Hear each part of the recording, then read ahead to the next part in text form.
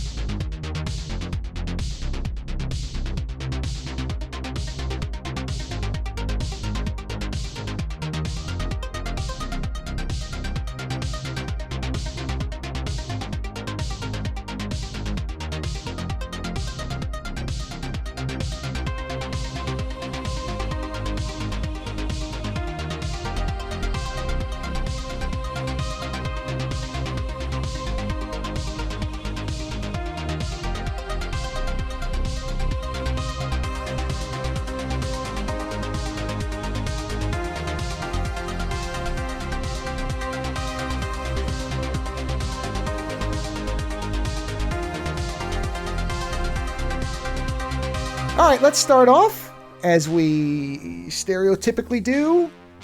Stereotypically. Yeah, that's how that Stereotypical works. means very. No. Wait, no. I think it does. What is it? Hold on. We got to start off with a definition. I think I am using that correctly. Hold on. A stereotype is like a Generalized a belief. model of a behavior or a model of an archetype or something like that. Well, okay. I mean, it's no, but that's. I said we and stereotypical. Stereotypical is about people. I So said basically, we're people. you're saying that therefore, I used it correctly. You're saying we're stereotypically podcast Well, I hosts said- begging for money. Is that what you're saying? No. I was saying it as in every so often, meaning every probably 10 shows or so. I forget. I'm doing it. I'm better, but I'm not going to make it like every single time. What, you forget to ask? Stereotypically, I remember to say up front that if you'd like to support our show, you can go to supportourshow.com. But I don't always remember. Therefore, like Okay, stereotypes, fine. it's not always true. Let me step in and say this. It Yeah. can theoretically be used that way, but it grates on the ears and is not effective. How about that? If Well, I don't if care a about child handed that in to me in a report, Look, I'd say, look, it doesn't sound good. We are at a stage of language where the word yeet is Hey, substituting you know what? for throw. Hey, listen, Okay? listen. Fuck you, buddy. Can you dig? I'm gonna fight back on this. I'm gonna fight, and I'm gonna try to make sure that we use good language. You are the one who told me Oh, no. that I should stop hanging on to language so much. Language can evolve, but there's also a point where you shouldn't let it completely devolve. I don't It's like getting, think that's it's like I getting don't rid think of that's the rules. devolution. I think that's it's like getting I'm rid of the adding rules of texture. grammar. No, I'm adding texture to the already texture's well-worn fabric of the word. Texture is fine. Using the wrong words is not. It's not the wrong word. I looked it up. I know, if it doesn't sound good to you, I don't care. Yeet doesn't sound right to me, so you're making my point. It's like, hey it's man, like, look, it's like stick. You know what we it are is? past. It's like sticking it in the wrong hole. That's what it's like. It's like that's not where I want guess what? People do it every night. I guarantee you, somebody's doing it right now. While they listen to the show. Yeah. So I don't disagree, but the culture has moved past our Hold on. idea of what it should be. Hold on. I want to look at that definition. I want to make sure that you're slam dunking on me correctly. Yeah. Well, I mean, because I said we. If I didn't say we, you would be right. But I did say we. I really should have said I. Be correct, because you never do it. Actually, that's a stereotype in itself. You never do it. So hold on I one did second. use it correctly. Relating to a wildly held but fixed and oversimplified image or idea of a particular type of person or thing. No, you didn't use it right at all. I did absolutely use it correctly. Because stereotypically, I am the person that says, here's how you support the show at the beginning of the thing. Which is most often correct, but not always. We're gonna agree to disagree on this one. Well, you're gonna whatever you want. I'm going by the definition. I'm a person. Had I said, yeah, but you aren't stereotypically, you aren't a fixed or oversimplified image or idea. Oh, please. Yes, I am. I'm wearing the same outfit I've worn for the last 30 years. I am absolutely a fixed thing. I have the same hairdo, goatee. I have less hair, but not the style. I am one of the most fixed points in the world. You're Right? Come on, you know that. No. Yes. But you're not an idea. Oh, that depends on your interpretation of reality and our place in the universe. Oh, and listen, if you want to get into this from the get-go, well, you want to get this philosophical before we even tell people to support the show, sure. that's fine. No, we can. That's fine. Yeah. I do not think you are a widely held but fixed and oversimplified idea. You are a person, but you are not a widely held but fixed and oversimplified image or idea. Well, and you are and hold on, and you are also not a widely held but fixed and oversimplified image or idea of a particular type of person, because now you're saying that you are a fixed idea of something else, whereas you just said you are as a fixed point as possible in the universe. Therefore, you cannot be an image or idea of a particular type of person when you are yourself a fixed person. You are using a different definition other than what I found, which does not get that specific. I'm using the Oxford says here, English Dictionary definition. Well, I'm going by the social psychology definition. So I guess we have to agree to disagree on our sources. You know what? I started by saying that we can agree to disagree, and you dunked on my face with that one. Well, because you're using a definition. I'm using the psychological definition. You're using a dictionary definition. So I don't know which one is right. So based on the one I'm reading, it's more vague than yours. You know what? Or not vague, it's looser. You are correct. What the hell are we to do? You've got the psychological definition. I don't know. You know what? I have a really good idea. What trumps which? We should cross-section this with another term that is both psychological and dictionary. All right, give me a term. I got to try to find one that's using the same source. That's the problem. I know. So hold on. I got to find. I'm trying to think of a word that can be used, like, cause I want to say paraphilia, but that's paranoid. No, it's because the thing is, stereotypical is a phrase that people will use in common language, and the problem is paraphilia is not. Paraphilia is a specific type of thing. You know what? Narcissist. That's a term everybody uses now. Well, hold on. Now I have to see if I can find a source that's the same. I don't want to use a different source. What was the source? Hold on. So it comes from. Hold on. I have to dig down to the bottom. The Dictionary of Psychology. Okay. So let me see if I can get a whole. Oh man, it's a. They don't have a searchable. Hold on. What's the word? I'll try to find it. I'd have to use narcissist. The actual. NAR. All right. Hold on. CISSIST. Oh my God, I am literally paging through a scanned version of this. No, hold on. You know what? Hold on. What's it called? The Dictionary of Psychology? The Dictionary of Psychology. Dictionary of Psychology. Is there a searchable version? I can buy it on eBay, a first edition. Oh, wait. I found one. I found it. Okay, so what? Say the word again. What was it? Narcissist. All right, so N-A-R. Hold on, I'm scrolling. There's a shit ton of terms in here, which is actually good. Narcotic, narcissistic, narcissism. There's a bunch of narcissist sub things. Narcissism. The problem is narcissistic object choice. Yeah, they're going to give you narcissist personality disorder. Hold on. The problem. Narcissistic personality disorder. Hold on. Narcissistic transference. So let's see. Right. So I have the Dictionary of Psychology term for narcissist personality disorder.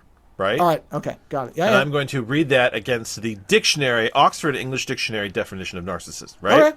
So this has got multiple things, but go ahead. Oh, yeah. So, well, we're going to have to narrow it down a little bit here. So the Oxford English Dictionary definition is a person who has an excessive interest in or admiration of themselves. Right? Whereas narcissist personality disorder, defined by the Dictionary of Psychology, is it's a mental health condition. We got that. A pervasive pattern of grandiosity, need for admiration, and a lack of empathy, typically emerging in early adulthood. So read yours again. What was yours again? The Oxford. Neither of these is the Oxford. What was the Oxford? What was yours? A person who has an excessive interest in or admiration of themselves. Okay, well then they do line up because a long-standing pattern of grandiose self-importance. Yeah, one reads like a cliff notes of the other. Yeah. Yeah, an exaggerated sense of talent and achievement. So I would say it's using different words, but that is essentially the same definition. Honestly, I think it's situational. I think that if you're, I guess, yeah, cool, because which trumps what? I think it's dependent on the situation that you're in. Yeah. So I guess when I said agree to use different sources was the right way to go. I would say, so by my source I'm right, by your source I'm wrong. In polite conversation, I think you use the Oxford English Dictionary. If you're doing like a specific scientific psychological conversation, then yes, the Dictionary of Psychology. So, all right, we're both right and we're both wrong. So again, supportourshow.com if you'd like to keep this type of discourse running. But why would you? But why would you? I mean, listen. Yeah, the whole point is, I don't. At this point, the show for me is convincing people not to support the show. But then they come anyway. So yeah, they do. They do. So it's true. Anyway, I wanted to very briefly bring up. I will link in the show notes. Not that I know if this person would like this particular advertisement for them at this stage, but point? Still, I'm not generally. I'm not stereotypically. Honestly, I think I'm not typically. Yeah. Typically, I know I'm using that correctly in this case. Yeah, because this is different than what I was talking about before. Yeah. Because this is the opposite, where I'm saying atypically. If I were to listen to mashups, it would be atypical behavior for me. That I'm using correctly. I love good mashups. I generally don't. I find very few that I actually like. I find most of them to be repetitive, boring, and unimaginative. That's just me.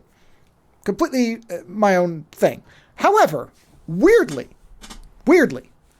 I found a channel that has a unusually high number of mashups, specifically synthesizer based in almost every case. Okay, well that's almost entirely centered around the Airwolf theme. That's interesting. Yeah. Now there are others. Yeah. Some interesting. That's why I'm going to link to the whole channel because some people might find some ones they like. But the Airwolf theme, and I would never have guessed this until I started hearing it in different things. Yeah. Is shockingly versatile to morph into other songs in and out of. Which I never, I don't dislike the Airwolf theme on its own. It's catchy. I've heard it. I could hum it easily. But I would never have attributed it to linking up with something like the X-Files theme and working. And yet, it does. Now, don't get me wrong. This individual is adding a backing beat to kind of unify the elements. Like, they're doing a little work here. But it's not as if they're so distorting the theme that it becomes unrecognizable to make it fit into the other one or vice versa. So, just a little something for anybody who's interested. I don't know if this is I can't tell if this channel is what was the sub thing on it? Hold on. Oh my God, I found it. Okay, good. I was playing it at the beginning of the show. No, I know. I found something I want to play for you. But I got to make sure it's the right thing. This person's sub count is high, but not astronomical. Right. So there used to be a thing that came out every year called Best of Booty, right? BOOTIE, and it was basically this idea of like pirate booty, but it was a collection of some of the best mashups of that year. Now they stopped doing this years ago, right? Every year though, there was at least one or two that I thought were really good, and I'm going to send you a link because I there's one that I kept, and I want to play it for you because I really enjoy it, and you could just is this the Yeah, you should be able to click on it. As you want to listen to it, it is the song "Jump" by Van Halen, but done to the music of John Lennon's "Imagine." And honestly, awful. I find it really funny. Like these, I mean, they both. All right. Yeah. So I see what they did here. Yeah. So they basically did like an a cappella version where somebody was playing a piano instead of playing a guitar. No, yeah, but it's to the music of. Listen, it's not better than the original either, but it's fun. No, but this is. Okay, so something like this Yeah, which is fine. I mean, it works. It works. Another thing that they did was I think they did a Nirvana song, but they did it to a Jackson 5 song. So like it's Kurt Cobain singing, but then they've basically matched it to a Jackson 5 song, and I just find it like I like those kinds of kind of it works, and that makes it funny. Where you're like, oh my god, that times up really well, you know what I mean? And like I know they're finagling it a little bit. I like that. I mean, you just don't get that a lot anymore. But I like that. So. I mean, the funny part is you could probably now, if you use an AI music tool, anybody could probably make this work. You know, whereas the person that I'm talking about, you will see him playing the notes, like he's playing it, so you can see what's happening. Oh, and that's the interesting part is there's a band. I think I told you there's a band that does that. That does mashups. Oh yeah, no. They're all. Again, it's because I typically don't respond very positively to them. Okay. I don't think they're bad, but I find them to be. I generally don't listen to many of them for long. I'm like, okay, I got it. It's a gimmick. I got it, and I kind of check out. It's not a criticism. If you like them, you like them, just like everything. But I'm just saying, for me, it's not something that I generally. But this one I liked so much, I actually will probably use it as like a ringtone or something. I was like, oh, this is wild, because this is. How does Airwolf work this well with Doctor Who? And with a version of Doctor Who's theme that I don't particularly like either, the old one. That's the very simple one. Whereas I love the 80s one. That's the one I think is the best one. And yet this is the older style one with Airwolf, and it works. So, again, just a fun thing. And it works. So that was just a fun little thing I wanted to mention up top, because once in a while I come across these oddities, especially if they tend to be in realms that I don't typically enjoy wading through. And hey, just thought I would mention it. I think we should embrace as much fucking weird as we can at this point. I think the weird is going to get us through. Embrace it, love it. Well, something's got to. In theory, right? I mean, I love when people do weird shit like that. What's the other thing? I've always, again, I don't want to make it like I'm not impressed with what. No, it's not something that you typically like, is what you're saying. Right. It's kind of like Led Zeppelin, which is a reggae band covering Led Zeppelin songs, which on paper sounds ridiculous. And then you listen tonight, and you're like, oh, okay. Tonight I got in trouble with my youngest, who's entered the adolescent years hard, and I was. Yeah, I know they are. They are being quite fun. I was playing. Was it the Rockabye? I think it's called Rockabye Baby. It's a guy who took all this, he just like pop music, pop rock, all kinds of music, and then he made it sound like a children's music box, right? And the whole idea was that I've had this music since my kids were little. I would play it when we would go on like long car trips, and we wanted to play something that wasn't just, dribble, but we also wanted to have it be soft so the kids could like kind of fall asleep in the car when they were little, right? So like, there's 9 Inch Nails, and there's he did U2, he did Tool, he did a whole bunch of stuff. But tonight I put on, when I was making dinner, I put on Master of Puppets, but it's like this like jewelry box Rockabye Baby version, and my youngest, who is like very hardcore Stranger Things, was like almost insulted by that, because she's like, only the Metallica version is the good version, because that's the kind of mindset they're in at this point. And I was like, you know what? I was like, I'll be honest with you. It's like, I like a lot of Metallica, but like, there's a lot of Metallica now that kind of bores me, right? And like Master of Puppets, I like. This is a weird thing. There's a lot of Metallica songs I like when other people do them. Whereas when Metallica does them, I'm kind of like, I'm okay. Sure. And but I got in trouble because I was playing an alternate version of it. So, but yeah, there's music out there like that. I mean, Bob Dylan, All Along the Watchtower by Jimi Hendrix, is like a vastly superior version.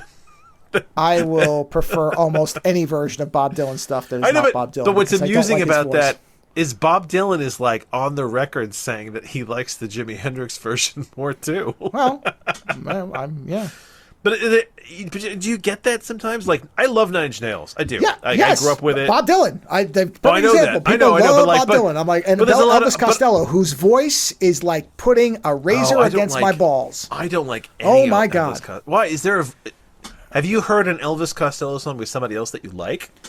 Yeah. What was the name of this? Yes, it's been a while, but there was a version because this is the thing. I like the music on his songs a lot of times, but I don't like his voice. So and the way he just sings is very like I don't like it. So I've listened to instrumental versions of his stuff, and I like the music. I like Nine Inch Nails, but the Vitamin String Quartet did a version of of Nine Inch Nail music. And what's interesting about Nine Inch Nails is like it works. It works as an instrumental piece. Like I think it was all arranged for piano. And I gotta say, like Nine Inch Nails without the singing or any of the industrial drumming and anything like that, when it's just done on the piano, some of that music is really quite good. And it's funny because you don't experience it in that way, because normally you're hearing like the whole ferocity of it. You know what I mean? So you're not just getting the you're not getting kind of the pure strained musical element. And I think that it goes back to like when Nirvana. When Nirvana did their MTV Unplugged, and it was like this very sort of stripped down version of their music, you could get kind of more of a sense of what their music was really like without all the noise. I like the noise as well, but sometimes you just want the music. You know what I mean? So I like that I like the alternate versions, but I haven't found any Elvis Costello songs I like. But everyone's got their due. Mm-hmm. But actually, it's very good that we're talking about music, because I wanted to mention this. Of course it is. I showed my son The Hunt for Red October the other night for the first time. Ooh, good movie. It's a great movie. Yeah, I mean, and that wig is amazing. But it should be for $20,000. But I think it was it like 30? I mean, either way, it was a very expensive hairpiece. It looks amazing. It was expensive, so it may have been more. Adjusted for inflation, who the hell knows? Could be $500,000 now. Yeah, exactly. But the thing is, so the soundtrack for that movie was done by Basil Pozzadora. I think is the Conan guy. I just said the Conan guy. But that's what is interesting, because and this is why I wanted Polydorus, that's his name. I wanted to mention him for those who might not know him, because he is responsible for doing music for a lot of good and questionable, but like soundtracks that are really quite amazing. Exactly. So that's the one most people would know if they didn't know his name. So this is but hold on. Let's go. I'm going back in time because I want to share this, because he's got an interesting So he did the Blue Lagoon, right? The original Blue Lagoon. Mm-hmm. So if you haven't seen that, that's an interesting movie. He did Conan. He did The Barbarian and the Destroyer. He did the original Red Dawn. He did Flesh and Blood, which that is a fucking nuts movie. He did Iron Eagle. He did The Twilight Zone. He did Cherry 2000, Lonesome Dove, The Hunt for Red October, Quigley Down Under, Flight of the Intruder, which is a cool movie, The Return to Blue Lagoon, which I think is that Mila's first movie? It is. Yeah, there you go. He did Harley Davidson and the Marlboro Man, RoboCop. What else? They did. Actually, you know what? Yeah, it's either Conan or RoboCop. Now that I think about it, those would be the two themes. And if you were like, "Do you know the RoboCop theme?" They'd be like, "Oh yeah, same guy." Yeah, there's just so much stuff that he's done. I mean, he also did Free Willy and Under Siege too. So do what you can. And he also did RoboCop 3. So say what you will, but that's a lot of. I mean, he did Starship Troopers. I mean, like this clearly has a good relationship with Verhoeven. Oh, exactly. Yeah. So it's one of those things where you realize that somebody who's done so much music of these movies that were that are so powerfully from your youth, Sure. And I always forget that he did Hunt for Red October, but then that music kicks in, and I'm like, wait a minute. I was like, I know this person. I was like, and then I was like, yep, this is the Conan guy. So Conan, which has just astoundingly good music. Yeah. That's it. I just wanted to mention him. Well, it wasn't like a deep examination or anything. Yeah. No, it's music worth hearing because it's in a lot of stuff that people would recognize even if they don't know the name and can't pronounce it like I can. I finished Frankenstein, the original the book. Mary Shelley. No, yep. Oh. And how do you feel?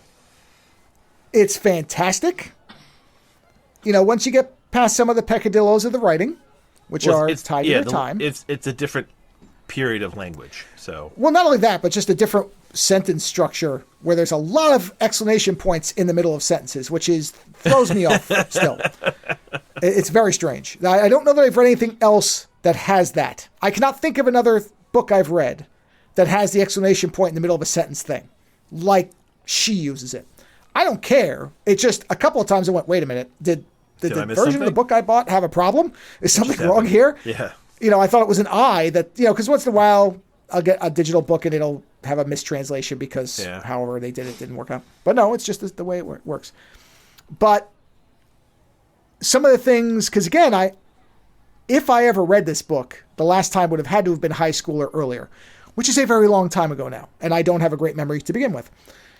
So I basically have the general movie version of the story in my head. And that was the thing I was kind of interested in, is where does the book go differently and everything else. And in particular, I do want to watch that one that's the 2-part. The Hallmark? I went through the list and see. Because actually the ending is really good. I can kind of understand why nobody's done it, because I think a modern audience would have a lot of problems with how abrupt it is. But I really like it, which is basically... Because the story is more or less the same as most versions that we've seen. Particularly the Del Toro version is fairly close in the way that it tells the Frankenstein story and then the monster story. But there is that whole thing about how he looks. They really fixate on that. On the fact that he's got this distorted face, and anybody who looks at it, it's almost like how you can't look at its true form, or you'll go insane. So you see a spider because that's what your brain can do. It's that. It's bordering on that, where people are like, their hair turns white to behold the monster's face. But it's largely the same, although he didn't. I do like the thing where he's like, I will be with you on your wedding night. I thought that meant that he was going to pull wasn't it the Branagh one where he takes the dead wife and says, make her into my bride? That was that one, right? Is that the one with De Niro? Yeah, that's De Niro. I think that's it, yeah. Yeah, because doesn't he tear her heart out and then say, all right, here's your body? Or whatever. Whatever happens. Yeah. I thought that's what it was. So that's what I thought that was going. But no, he just kills her. Frankenstein, they get married. And Frankenstein's like, all right, I'm going to get married. I'll have one wonderful night with my wife, and then my life's going to end because the monster's going to show up. It's really the morality of Frankenstein is so weird in the book. Weird good.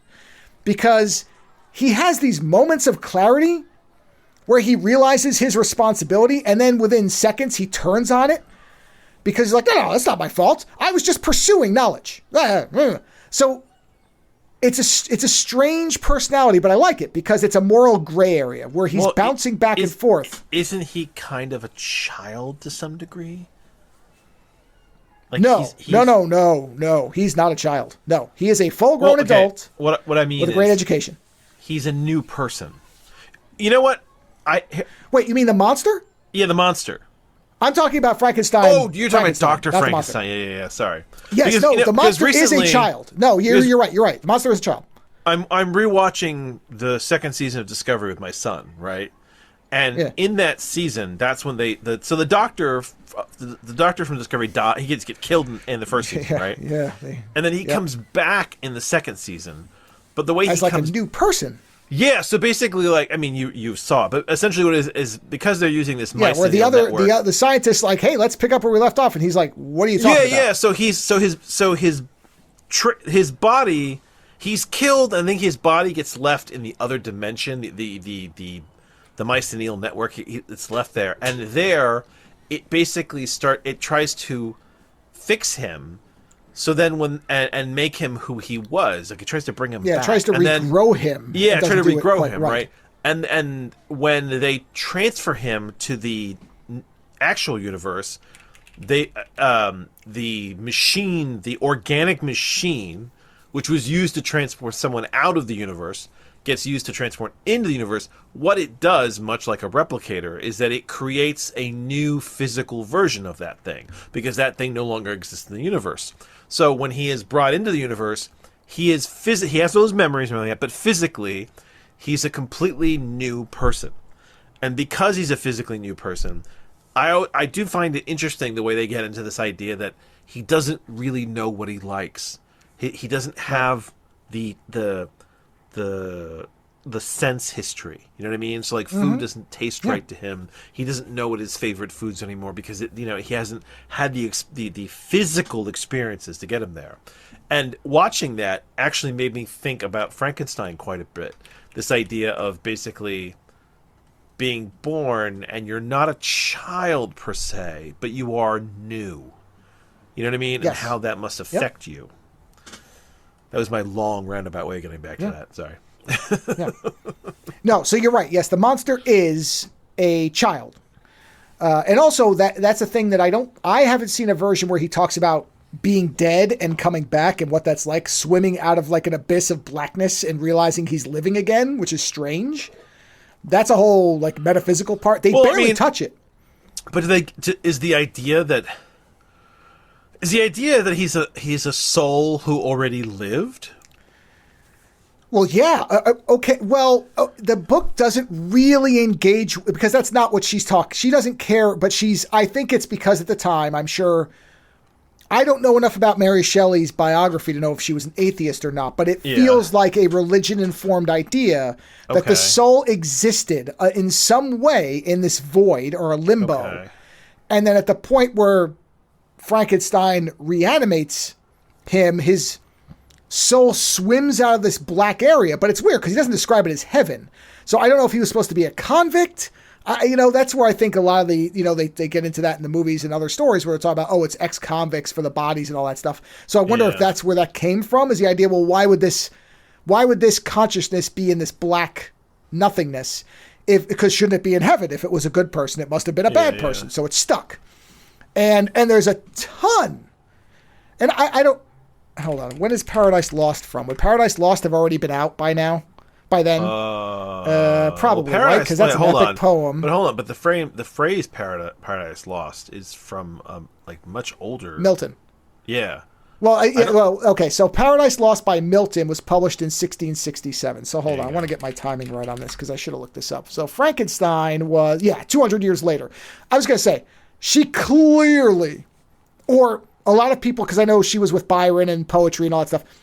So obviously Paradise Lost was a very, very high-level influence on the atmosphere of this because the references to Lucifer and the fallen angel, the monster seeing himself Frankenstein seeing himself as Lucifer, and the monster trying to be omnipotent and what the nature of evil, and the amount of times they talk about fallen angels and, is clearly influenced by that, at least in my reading of it.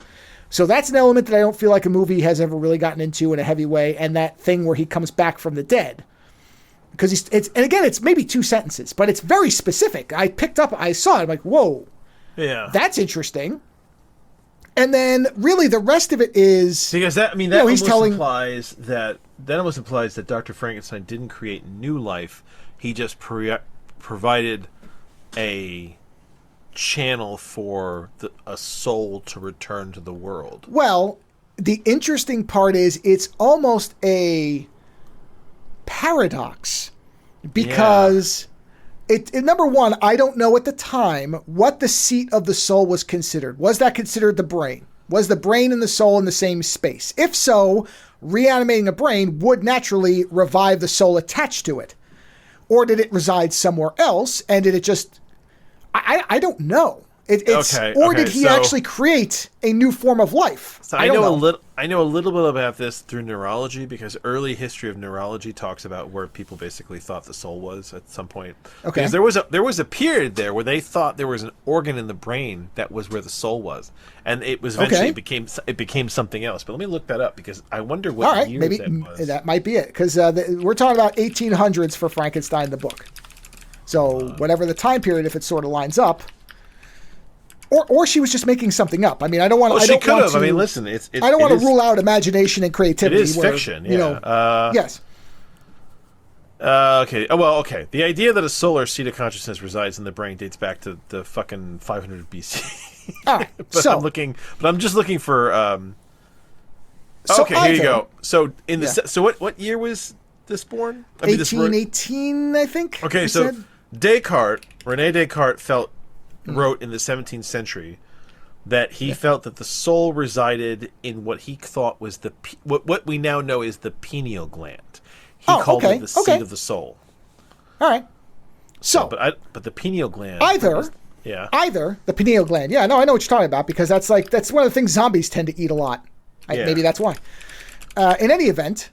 Yeah, in the brain. So this is the organ I'm talking about. It's like the third eye. Isn't it considered the third eye or something or whatever? It's in like the center of the brain, right? Yeah, right in the thalamus. They didn't know what it did, and this happens a lot with neurology, where like they look at the brain and they go, "What does this should do?" And Descartes felt that it was that's where the soul was. So yes, preceding Frankenstein, yes, they would have thought that the brain could reside in the mind, but that was a scientific medical sort of vision of the soul. So either Shelley was a proponent of this theory, or she just came up with this idea. But it does make some sense that if it was the belief that the soul resided in the brain, then jolting the brain back to life, depending on the state of the soul and its judgment in whatever thing it was in, could have been stuck in, because limbo is basically like a nothing state. So it could have been limbo. Let me throw something in the mix here for you. Good. Mary Shelley was not an atheist. She was a devout Christian. All right. Her husband was a well-known atheist, and her father was apparently a very radical thinker. Okay. So some combination of something resulted in this interpretation of a restoration of activity to a body. I don't know, but like I said, it's an interesting part of the story that I don't think any of the movies or popular media I've seen delve into, but it is fascinating. And as I said, she doesn't spend long on it, but it's one of those things where it caught my attention. Oh, okay. And so much of the book is really Frankenstein having a moral argument with himself. That's really what it is. And also, I like the fact that the monster is infrequently, he doesn't show up very much. So he pops in here and there, but his presence is always there because Frankenstein is always afraid he's going to show up in one way or another. So it's great because there's a presence without him having to really ever show up except to murder the younger brother, the best friend, and then the wife. He kills 3 people total. And as far as I could tell, actively or maliciously kills 3 people. Yeah. As far as I know. All people who are dear to Frankenstein. And Frankenstein, at least twice before he ends up on the ship where he's basically dying, is so terrified and disgusted with himself that he almost dies. He basically just withers into almost a death state, which is fascinating because, again, he's bouncing between the responsibility that he clearly does know he has, even if he won't say it to himself, because he's doing these things to himself, and this paralyzing fear where he's convinced there's no place on the planet he can go that the monster won't find him, which is, as far as we know, true. The monster does seem to always be within about a 500-foot radius of him, just not seen. Because there's parts where he'll just like catch a glimpse of something, or something happens, and he knows it was the monster. And that could have been done so. Did they do that at all in the movie? Not that I mean, I haven't seen the Branagh one in a while. In Del Toro's one, no, because what happens is it shifts between. No, it's not the same because the Del Toro one is much harsher strokes of story. I don't know how else to put it. Because he thinks the monster's dead, and the monster is. This is another key difference. And this is different from the original Universal one to the Del Toro one. Branagh, I don't remember the part about the little hut with the people in it. I don't remember it. I haven't watched it in a long time.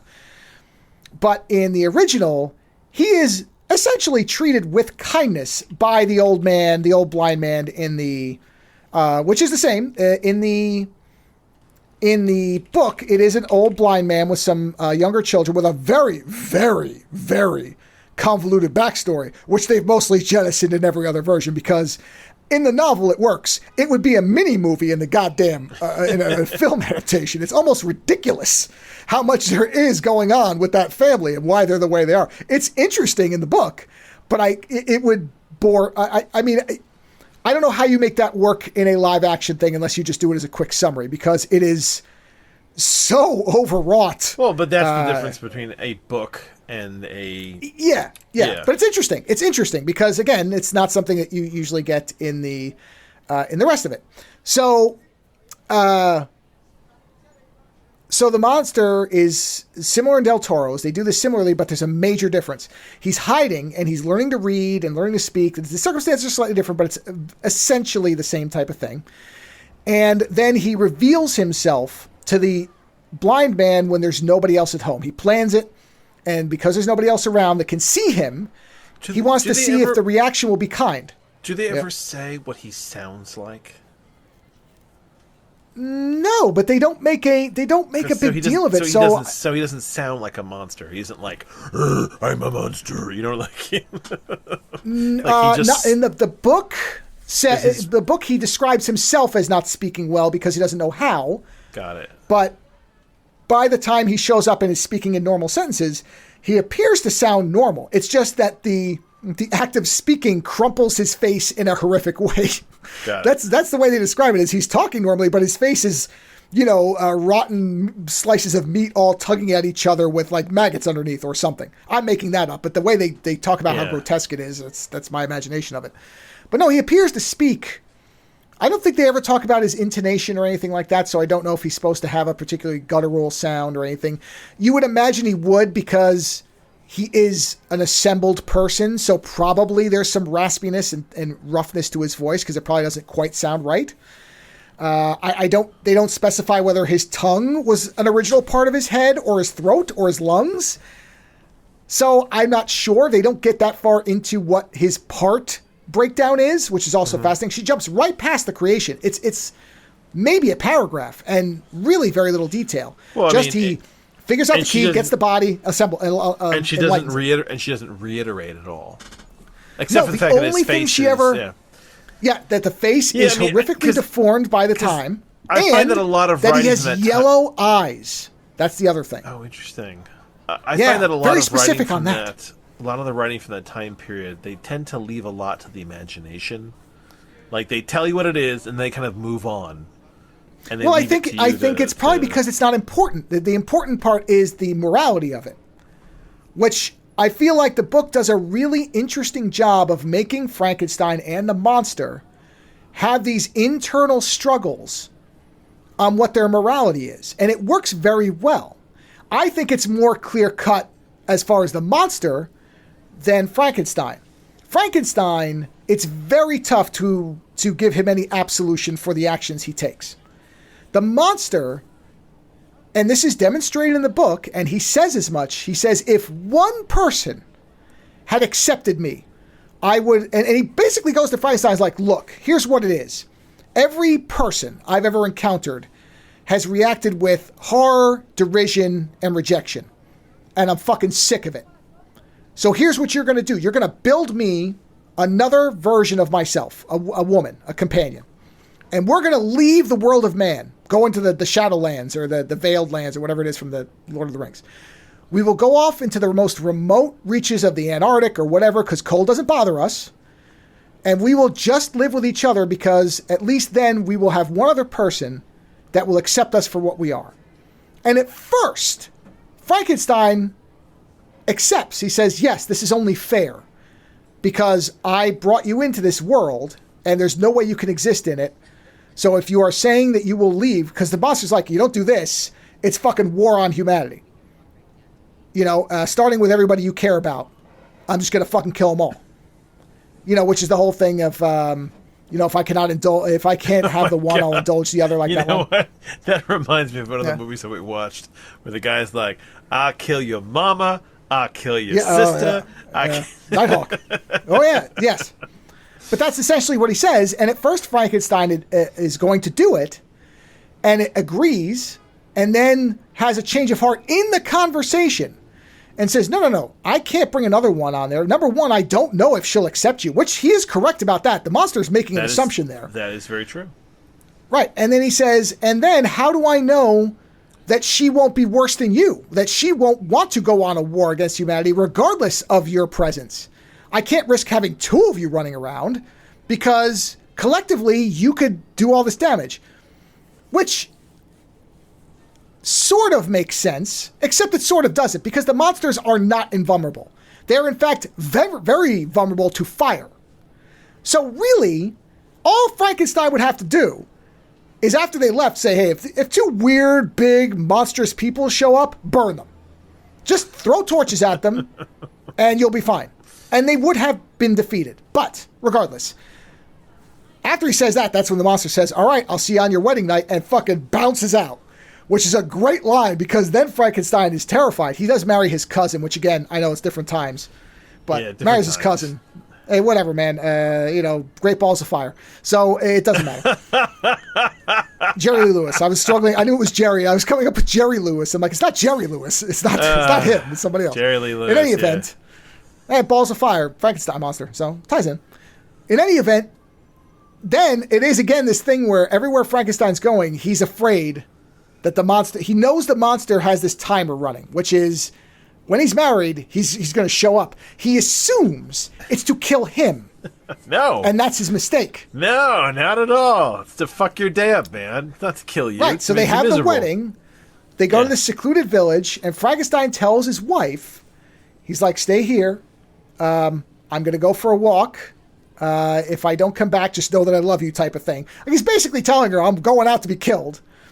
Wanders off, waiting, and then goes back and she's dead. And the monster has, of course, strangled her. And then and it's the whole. You're so self-centered, Doctor. Yes. You figured that you always had to be the fucking target. Right. And the horror of that, along with the other murders of the family, gives the father a heart attack, and he dies. And so now Frankenstein has no one. And that's the point where he's like, well, fuck it. Then the rest of my life is to kill the monster. The thing that I brought into this world that was shunned by everybody, that I told I would never give anybody, and now I'm going to go kill it. Which is funny, because if he'd just given him somebody, if he had just been kind to him. Yeah. The thing he made. He was just horrified and wanted to kill it. Yes. Yeah. Instead, his idea, his response to his mistake that nobody forced him to do, and that he didn't think 5 steps ahead of, is to have an extraordinarily late-term abortion for his creation, which does not seem like the way to do it, right? So then the rest of it is, because this is all being told, and the captain of the boat is a fascinating character too, because the captain of the boat, and again, it's sort of a thing that almost could be its own story, and luckily it works as a narrative device. The captain of this boat, which is up in the far north trying to get to somewhere, I don't remember where it's supposed to be going. It's like a Shackleton type of thing. And they're trapped in the ice, much like a lot of the Del Toro movie, other movies have done this. I think the Brown one does the trapped in the ice thing too. He's trapped in the ice, and he just wants a friend. He keeps talking, he's running back to his sister about how he just wants a friend. And he just can't connect with any of the fellow sailors or anything else. And of course, Frankenstein is this brilliant, handsome, traveled man. I'm like, this is supposed to be a romance, right? I mean, this is what we're talking about. This is basically a man falling in love, which is fine. But of course, they can't say that at this time. So it's shrouded in this, I just need a friend, and I found such a magnificent specimen of man. I'm like, I know what this means. But this is all happening. Come on. I mean, it's very Joe, clearly you know what? coded to me. You're a magnificent specimen of a man. I am, but I'm just saying, there's just descriptions that are used, and it probably is just the way of the time and the writing. I'm going to tell you something. Feel like that. I did acknowledge recently that many of the features that I find endearing about you, that you're OCD, I realized are features that my wife shares, because she was showing me her. What do you call it? Her spreadsheet. So my wife has gotten into growing orchids. She's been doing it now for a couple of years, and she's really good at it. Even though she doesn't realize, she will tell you that she doesn't know what she's doing. But she has a huge spreadsheet that's like photographs of the orchids, when they last bloomed, what kind of conditions they need, like all this information. And I looked at this and I thought, dude, I for a brief moment thought of you making that TV station thing for yourself, for your home. Oh yeah. And I was like, man, am I just attracted to people in my life that have this kind of a OCD, like impressive, but like OCD kind of mindset about doing things? So yes, I do think it's very funny that my wife and you share these OCD features that I find endearing. So anyway, back to romance in the Arctic. Right, and like I said, I had asked you at one point about the way writing was done, and it's very different at the time because it's very, very flowery and romance novelty between men, and not so much between men and women. Well, because apparently that's just a byproduct of the time. Yeah, one was allowed, and the other one was considered to be, oh no, don't talk about her bosom. Whereas, like, two men, could be close as brothers. I may be inferring things that at the time would not have been seen this way, but in a modern reading, it sure feels like, that if Victor was not so obsessed with the monster and he'd end up on the ship, maybe he would have found a new love and they would have sailed off and the monster would have, You're injecting your own gayness into it. I probably am, but it's interesting. It doesn't matter because, like I said, it's just that you every so often. The captain, who is writing all of this down and sending it all to his sister because he thinks he might die in the ice. Dr. Frankenstein, he's so good looking. God, I dig him so much. I mean, I should have really got some of the phrasing because it's something like, what a specimen of a man he is. Oh, he is so tender and resolute and sure of self and all this. And, it's like, okay, whoa. Slow down, buddy. He looks very good in just his trousers. Yeah. I mean, he's got him in a bed. So he's got him where he wants him.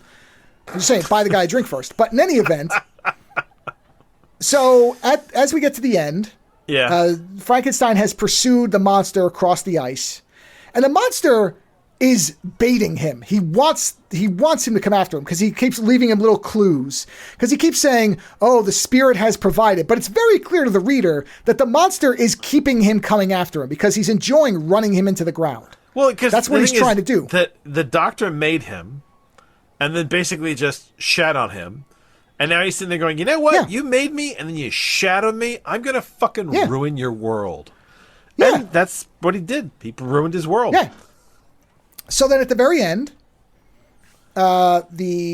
end, Frankenstein basically has run out of strength and dies.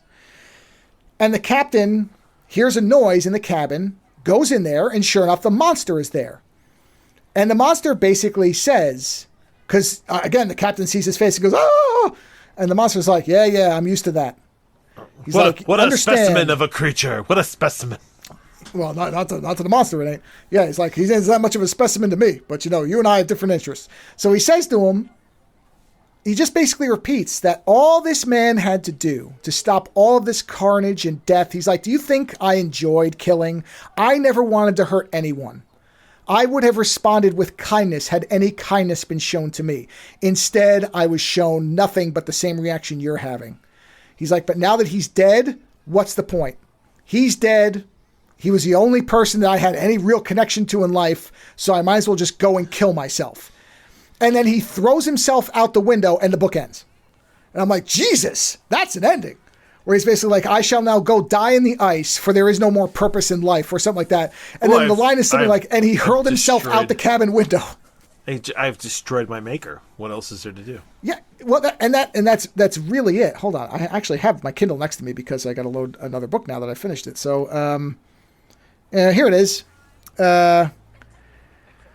But soon I shall die, and what I now feel be no longer felt. Soon these burning miseries will be extinct. I shall ascend my funeral pile triumphantly and exult in the agony of the torturing flames.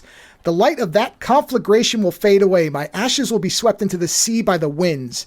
My spirit will sleep in peace, or if it thinks, it will not surely think thus. Farewell.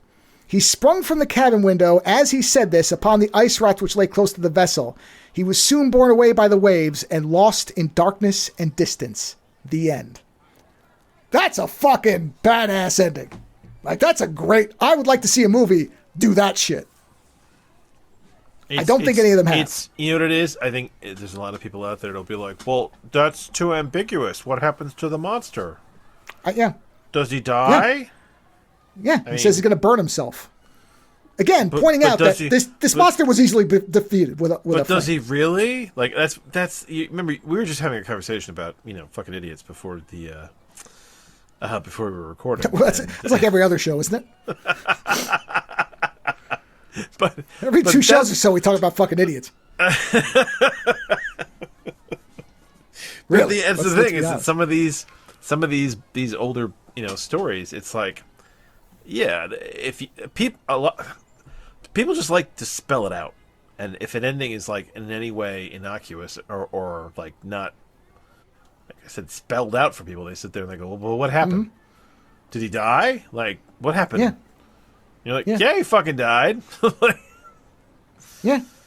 So, yeah, I don't know. I mean, I like what Del Toro did, which was kind of the opposite, where they finally, Frankenstein admits what his mistake was and that he was wrong all this time, and he gives the monster peace, and the monster can then go on living. It isn't. I like that version too. But it's funny isn't that kind of fan service though? Isn't that somebody who absolutely adores the monster going, you know what? I've realized the Del Toro version to me has become? It's like Inglourious Bastards. Because you get to the end of that movie, and they kill Hitler, and you go, "Oh my God, they killed Hitler!" Okay. And imagine if he basically looked at Frankenstein and said, "You know what? What would happen if Dr. Frankenstein had actually shown the monster a moment of kindness?" And that's what he does in that movie before he dies. Yeah. And the monster goes, "Yeah, oh, I'm good, cool, thanks." And that's it. You're not wrong. You're not wrong. I'm not saying it's bad. I'm just saying that it is different. Well, and I think that's the thing, is the original version ends, and it's just misery. It's just misery all around. That's kind of the time. The doctor's dead. Period. The monster's going to kill himself, and the ship captain lost a potential mate of whatever stripe. Like, everybody's in wreckage. Yeah. So Del Toro at least has Frankenstein reckon with what he had done. Yeah. At the end, and realize and give the monster who had done nothing wrong something. But it's funny because that's the thing that ends up being this modernized version is basically because they wanted the doctor to come to terms, whereas in the original version he never does. And that's very much of the time period. He wouldn't have come to terms with it. In fact, the whole story, the reason that Frankenstein is great in the first place is it is the story of a man who creates something and then cannot come to terms with what he has created. And what he has created destroys his life. And it is a great metaphor for so many things that people do. I don't disagree either, because I just said I would love to see a version that has this. I would love to see a very faithful version that ends this way. It would be an A24 movie, I think. It would be the David Fincher version. Ooh. Yeah. I mean, really. But I'm not saying I don't love this version. I do. Yeah. I also like the one where at least somebody is not annihilated, especially the person who did nothing wrong. And I know people say, well, he murdered. Yeah, but that's because of what was done to him. He was reacting. This was not an evil creature. This was a creature made evil by the acts of men who responded as a reflection of what they did to him. Yeah. I'm not saying it's justified, but I feel bad for the monster in every version I've seen. Yeah. You feel bad for the monster regardless of what it does. Now, you could get into the degrees of things, but the monster makes a point that his entire existence was one of pain. And what other reaction would there be? Well, of course. That's what it would be, especially with a creature that had no upbringing and no understanding of why things were being done to it. Yeah. And then ultimately realized, you made a monster. I was created by somebody who threw me away. Yeah, you created a monster, and then you basically created the situation to make him mentally a monster. Yeah. Yes. Yeah. So honestly, if anything, the original book is very much a story about bad parenting. Oh, it's fucking hardcore, man. I mean, it is unrelenting, which I like about it. I like the optimistic Del Toro version too, but I would love to see. Del Toro's version is the idea that you break the cycle, which is that Dr. Frankenstein's father was terrible to him, and in the end, Dr. Frankenstein realizes, oh wait, you know what? I did it wrong. That's the hope. And Del Toro smartly does change a few things where in the book, Frankenstein just runs out on the monster and the monster just disappears. And that's the only part that's a little bit like, well, wait a minute, nobody saw this thing. It just decided to wander off for a while. Just wanders into the woods and then lives in the woods, as opposed to trying to seek out anybody for a bit. Whereas the Del Toro one, he chains it up in the basement, and Elizabeth, the Mia Goth character, finds him and shows him kindness. So the monster is aware kindness exists. Yeah. That is the key difference between the book and the movie version. So it is fundamentally different in very important ways. Whereas in the book, the monster is never, except for 1 second where the blind father is talking to him as an equal until the children come home and react, and then they drive him out. They attack him. So again, even that kindness was only tempered in the fact that they couldn't see his face, or that the old man couldn't see his face, which itself is something that if you actually stop and think about it, you're like, wait a second. So even that is tempered, whereas Elizabeth in the Del Toro movie, she can see. She sees what he looks like. Now, granted, I mean, even though he's sewed together, he's a pretty good-looking guy, even sewed together. Like, he ain't a bad-looking monster. Oh, the Del Toro version is kind of sexy. Is a nice-looking monster. Like, this guy would do okay on Tinder. Yeah. Whereas the one in the book, not so much. Hate that? Don't you hate that when they make movies and they go, oh my God, I look terrible? And you're like, listen, man, Ryan Reynolds, even when you're playing fucking Deadpool, there's a shit ton of people that would sleep with you. You're not, that's the Del Toro movie. You're not disfigured enough. No. Yeah, it's like if Ryan Reynolds' face was constantly oozing pus and blood, a little more understandable. Yeah. But the Del Toro thing, they do sidestep that part of it where nobody seems to reject him specifically because of how he looks. Unless there was more of he does have a lot of scars. I don't know if scars were immediately like, okay, we're going to put you down where Jack the Ripper works type shit back then. I don't know. I don't know enough about the social norms of the time. Certainly, I know that throughout history, certain cultures have treated any type of deformity as death, so it's not impossible. But well, I mean, I don't know. Yeah, I mean, he does look pretty horrific, is what you're saying, though.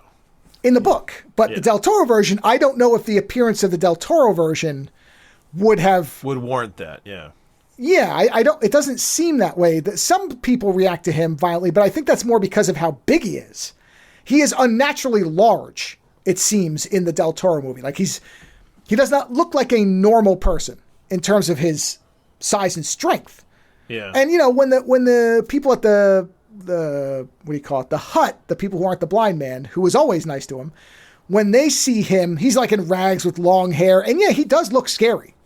He looks frightening. He doesn't look disgusting, but he does look like a threat. And maybe that's what they're reacting to. So there is that element where if you saw that, you would think it was a ghost. You would think it was some kind of evil spirit of the woods, a demon that's coming to get you. And so I don't know if the reaction was that as opposed to, oh, he's got a scar on his eye. Fucking kill him. Or it's more of, oh my God, Lucifer. Or, some kind of devil. Could have been.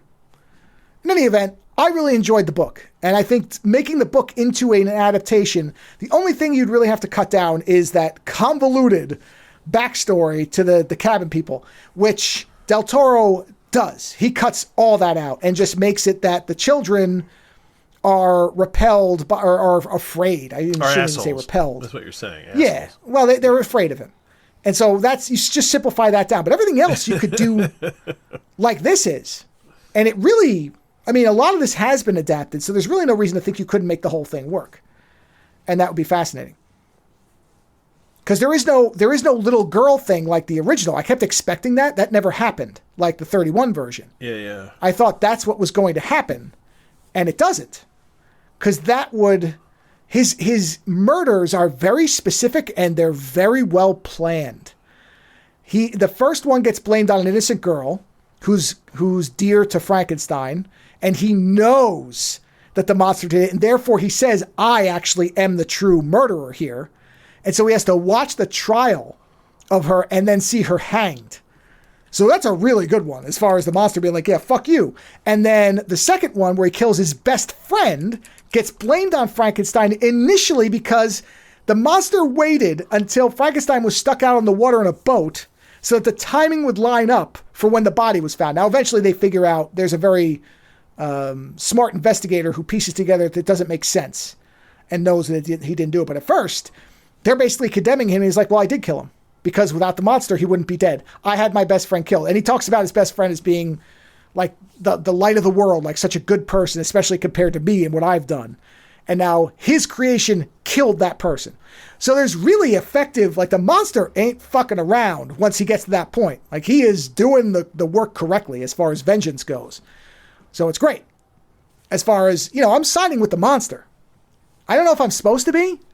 But I'm siding with the monster this whole run. I'm like, no, the monster's right, man. People are fucking shit. So, yeah, this is what you should be doing, especially against your father, essentially, who rejected you without even trying to get to know you. Because, again, everything everything that's told to us that we see of him indicates that, in essence, he is a kind soul whose rejection and constant persecution has twisted him into a murderer. Well, I feel bad for him then. The sympathy is with the monster, not with Frankenstein. I feel bad for some of the collateral damage. I mean, his best friend already was. The sympathy is ever supposed to be with Dr. Frankenstein. I don't know, because some of the way the book writes it, I feel like she's trying to give him this balanced thing. And it sort of makes sense, because you're spending a lot of the book with him. If you just hated him, you would just want him to be dead already. So I sort of think that she was trying to certainly kind of pendulum things where it's like, okay, is he really this bad, but he's not really good? And he seems to swim towards recognition and atonement and accountability, and then rejects it right at the end. So he's kind of loosey with the football as far as, whether he's going to take responsibility or not. Like I said, I for a book that's 409 years old, whatever it is, whatever 1818 is to now. I'm not good at math, art student. 400 plus year old book. Hold on 1 second. What year was it written? Oh no, sorry, no, 200. Sorry, yeah, I jumped to 2200. Sorry, yeah. See, so I told you I'm not good at math. I'm not good at math. I'm not. For a book that's. I was listening to the content here, and then I missed the numbers, and then my brain was like, wait a minute. Did he just say... I think I was jumping back to the 1600 Paradise Lost publication. Yeah, I just can't do math. I mean, I literally have had to look up things today to double pixel counts because I couldn't do it in my head. So it's not like I pretend I'm good at math. I'm not good at the maths, as the British would say. For a book that's well over 100 years old, there you go, well over, it's one of the better things I've read in quite a while of its vintage. I actually cannot think of something else that I've read that's this old. Yeah, I can't think of anything else of this age. Oh, Bram Stoker's that Dracula is I really probably... good. I haven't read that in a long time. I'm not saying it's not good. You know what? I'm going to go out on a limb, and I'm going to say that I bet you this book is better than Bram Stoker's Dracula. Well, I was going to say, the problem with Dracula is, I know Dracula is supposed to be the bad guy. I mean, do they play around with his morality at all? No, I mean, he is. He's, if anything, they very much clearly make him the bad guy, and it's that's much the difference. More... Yeah. Yes. Like, I would... the interest... Frankenstein to Dracula. Frankenstein, I think, is the first science fiction novel that weighs heavy questions, whereas Dracula is, I think, the first horror novel, which is about a creature who wants to take a girl and eats people, and they need to stop him. I think Dracula is the first horror novel, and I think Frankenstein is the first true science fiction novel. Yeah, so that's what I mean. I would probably enjoy Dracula, but I wouldn't be as impressed with it as this, because it is, and I do side with the monster. It is really sad when you get to the end of this to think of the monster situation, because he says, and there's no reason not to believe him based on how he acts and what the story gives us, right? Yeah. So I'm going by what the book gives me. based on his actions, his internal thinking, everything in the book, if just one person had responded with humanity to him, none of this would have happened. And so the thing that is, to at least my modern reading, infuriating about Victor is the fact that he keeps backing away from what he's responsible for while acting like he is being responsible, but only in that it threatens his life. Not that he really is wrestling with it. He is because here's what he could have done. Scientist. He could have said to the monster, "I will go and live with you, and I will treat you as the son that I should have from the beginning." He never would have. Not with that personality. And that's the thing. So again, that's the difference with something like Dracula, where I feel like, well, that's kind of a very clear black and white morality setup. Yeah. Dracula bad, humans good. So yeah. Well, I'm glad that it's still good after all these years. Yeah, because you said it. You thought I might find it dry or slow. No, but you have to think is reading a book that's written from a different time period like that. It's a different psychology. I mean, and you are experiencing some dissonance because, like you said, the description of women is one way, but the description of male to male emotion is different. Like it's yes, yeah, it's a different it's a different bag, you know. Yeah, but still good. Yeah. But I blew through this, and I never made it through the first Lord of the Rings book. So, there's different versions of slow. No. Those are two amazingly different fucking animals. Oh, they are. They are. But I would tell people, if they've never read it, it's probably free. I paid, I think, $2 for it. It's, because this is the original, this is the uncensored version, which again, I think is really just references to God. I think it's the only real difference is that was very taboo. You couldn't do that. So they censored that part of it. Well, and that's this is the uncensored version. You're reading this book, and there's a lot of stuff that, she had to do to not get in trouble with the church. Yeah. And I don't know at what point the uncensored version was widely available. So I don't know if I would have read this version in school. But I would say, there's probably a free version of around that you can read. And if you were ever curious, I would start reading it. And you're going to know right away whether you can hang with the way it's written or not. Because if you get through the opening, I would say if you get through the first 15 pages, then you're going to like it. If you're finding it to be really slow, it's not action-packed. The monster is not omnipresent throughout it. He shows up here and there. It's a hard science morality book, as far as I'm concerned. Yeah. But I think it does hold up very well. If you're okay with the way it's written. The story itself, I think, is very well done. It moves very well. It's paced well. But you're going to have a lot of sentences that in the middle of it, you see, exclamation point. What is a man? And it just keeps going. It's like, okay. That's the thing. Honestly, that was the jauntiest version is where he's saying something like, I lived in misery. Oh, Lord, have I lived in misery as I went on about. I'm like, whoa, what? Okay, oh, Lord had an exclamation point at the end. That's a new sentence. What the fuck are you doing? But not then. You know what? Man, Henry James. Don't ever read Henry James. He'll drive you crazy. He is known for doing the longest sentences, and they're technically correct, but you read them and you're like, what? And I mean, they are like, some of them are like almost a page long or even longer. Well, and I don't mind it. It's just that was the most jarring part of her writing, and the thing with the way that men and women express themselves. But I figured that out pretty quick. Yeah, and I checked with you. Henry James has a 217 word sentence. See, I have some admiration for that, to be honest. It's impressive, but when you're reading it, you're like, wait, what? Well, yes, I think modern readers might think that maybe there was a misprint and there should have been a period. Yeah, exactly. So, and that's kind of, I think it is worth, I would say, if you're somebody who doesn't typically read older work, right? It's probably not, I'm sure, I've never looked, but I would be fairly confident that there's probably website resources available or web resources available that will tell you, okay, if you're reading this era of writing, here's the things that are going to be really different for you. This is what, it's kind of like reading Shakespeare.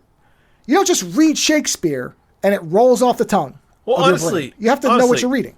You shouldn't so if I were teaching Shakespeare, right, I wouldn't start by reading Shakespeare. Shakespeare was never intended to be read. It was always intended to be performed. So I think the first thing you do with Shakespeare is you see what it's supposed to look like, right?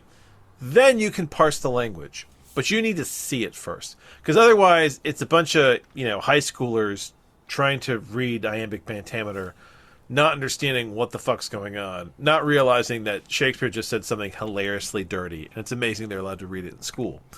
You got to see it performed first, and then read it. That's my position on that. Well, like I said, I think there is, you should know.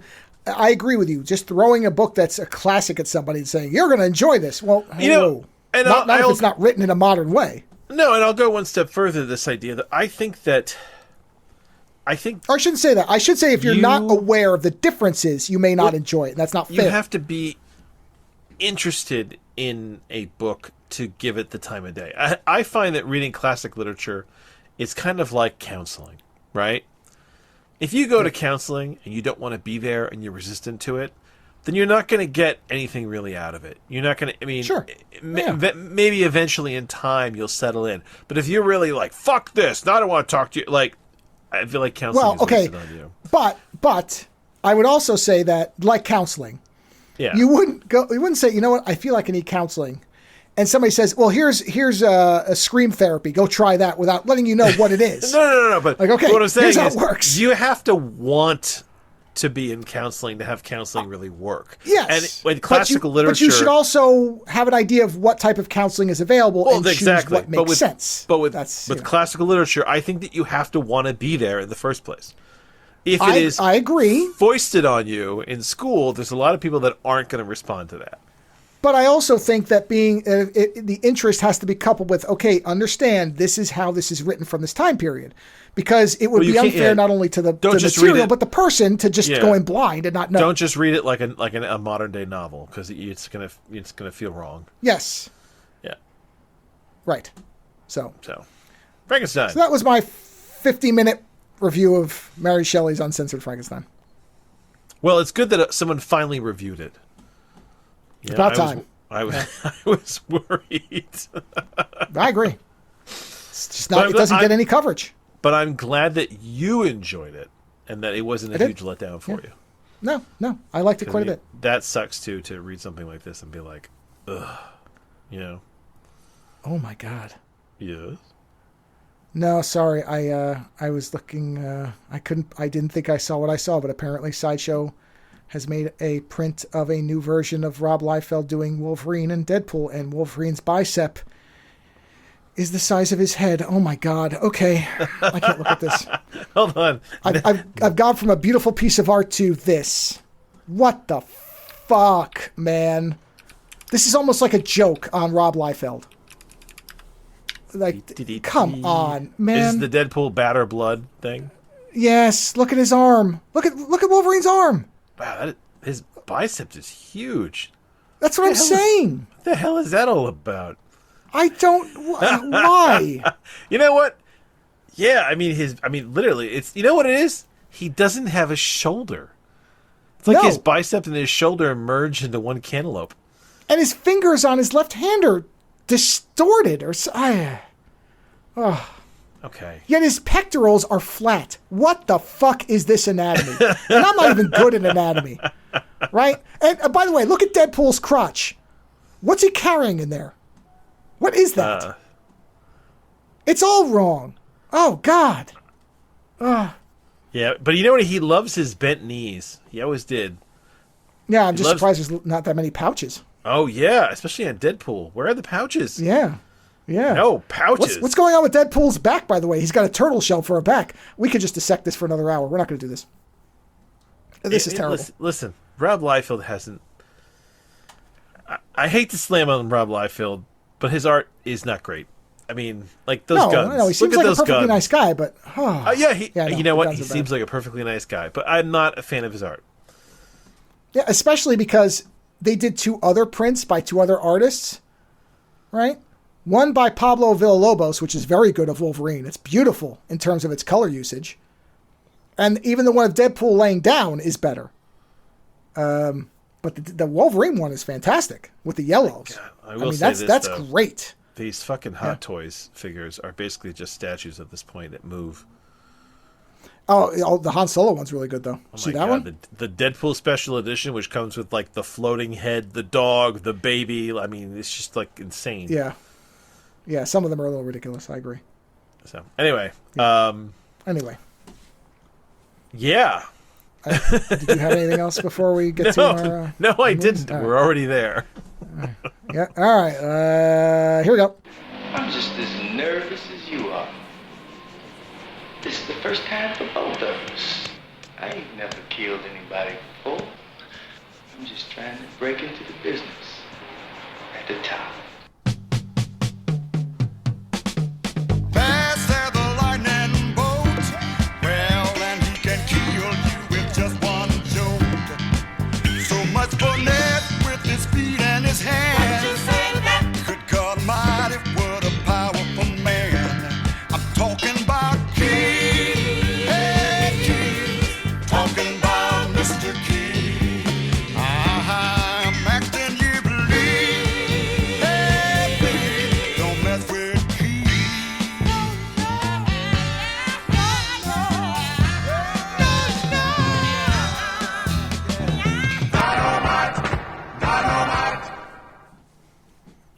It is not an exaggeration that I have been singing that Mr. Keys song since we watched that movie. I bought the album. It just took me song's great. On a journey there. Jesus. Yeah, I'm not going to do a new theme for every 3 movies because that one's good and I'm just going to use it. So and I like that song. We did not watch the same 3 movies again though, just in case that you think you could be caught in some kind of time loop. We are talking about 3 completely different movies this week. You want to go in the order we watched them, I assume, or you want to do them in different order? I had a question suddenly pop into my mind. Sure, go ahead. If you were stuck in a time loop, right?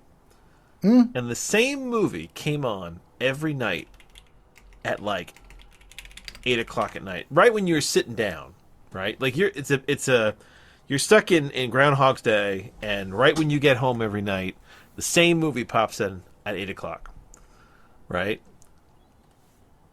What movie do you think you'd want that to be? You're not going to see it all the time because sometimes, much like Bill Murray in Groundhog's Day, you're going to do lots of different shit, right? But it'll always be the movie that's on at 8 o'clock when you come and sit down in wherever it is you're living on that day that you're going to live endlessly for possibly 6,000 years. It's a tough call. It is a tough call, and because it has to work for any mood almost. Or it has to specifically be an attempt to buoy you. Okay, well, all right. If the idea is to be uplifting, well, it's completely up to the individual. What movie would you want? Well, that's you said to buoy you. So buoy is a positive term. If that's what you want, if you want it to buoy you, like it could be whatever you want. But it would always be there. It would be the companion, always waiting for you when you came home at the end of the night. You know what? It would probably be Ghost in the Shell. Really? Yeah. That's a fascinating Ghost in the Shell kind of has it all for me. Bateau is like what I want to be. It's got a relatively uplifting ending. There's a lot of action. It's gorgeous to look at. I mean, I almost said Akira. The problem with Akira is I always feel bad for Tetsuo. So I'm always kind of a little bit melancholy when I get to the end of Akira because Tetsuo wasn't. I love the Akira books, but I love the books more than I love the movies. And I like Ghost in the Shell. I love the movie. Yeah. If the question had been, what? Oh, ooh, boy. Okay, this is actually an interesting debate internally for me. If you had said, what if you had to show somebody on the best system possible, meaning IMAX, whatever, what would be the thing you would show them? It would either be Stalker or it would be Akira, because I think they're both moving works of art.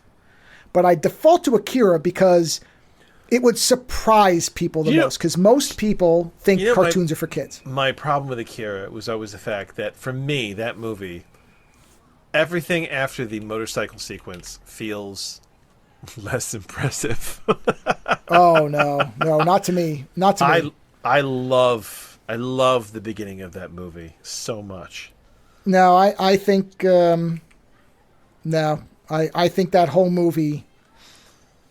I'm not going to say that there aren't slower elements to it. There are. No, I'm not saying. Listen, I'm not saying. But like Tetsuo's breakout, where he just is like melting people into the walls, is I'm not like saying his attack in the bed. It's all great. Yeah, I'm not saying it's bad. I'm just saying my favorite part in that movie is the fucking the motorcycle chase in the beginning. The way the lights streak and all that shit. I fucking love it. That's great.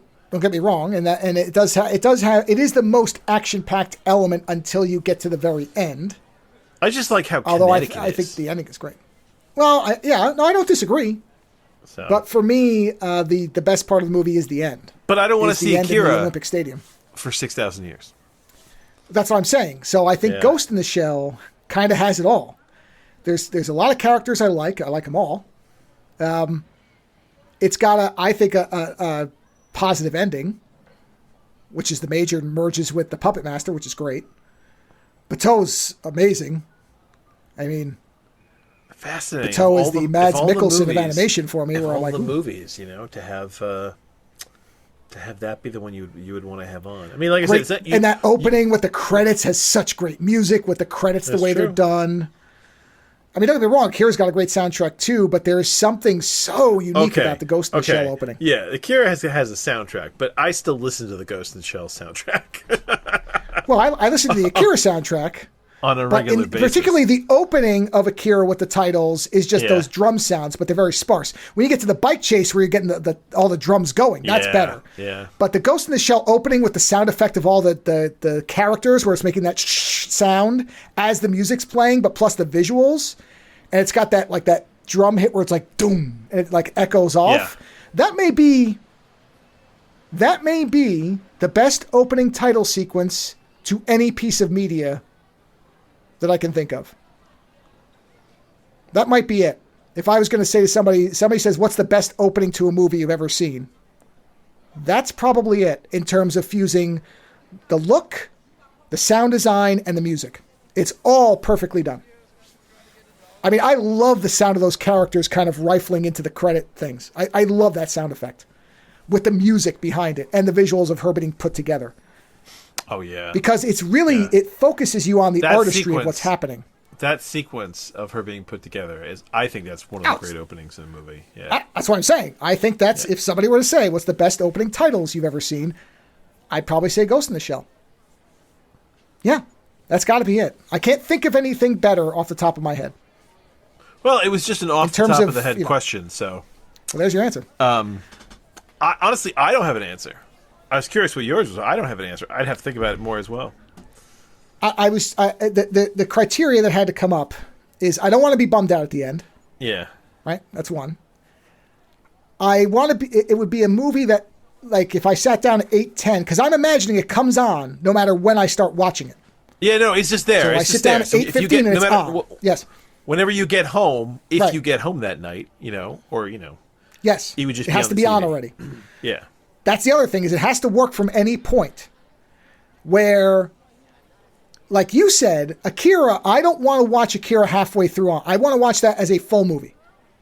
Stalker, I don't want to watch that an hour and a half in. I want to watch the entirety. That's what makes it work. Whereas Ghost in the Shell, it works wherever it is. You really don't need to see the first 20 minutes. It sets things up. And you miss the title opening, which sucks, but you get the movie still works. Like, you get what's going on, and you're not missing anything. It works very well. Right, I mean, I think you could. I have to watch Ghost in the Shell again. It's been a while, but I have to see what. I think the point where you can't come in after it and get everything is where they go after the general and realize he's not the puppet master. That's really critical.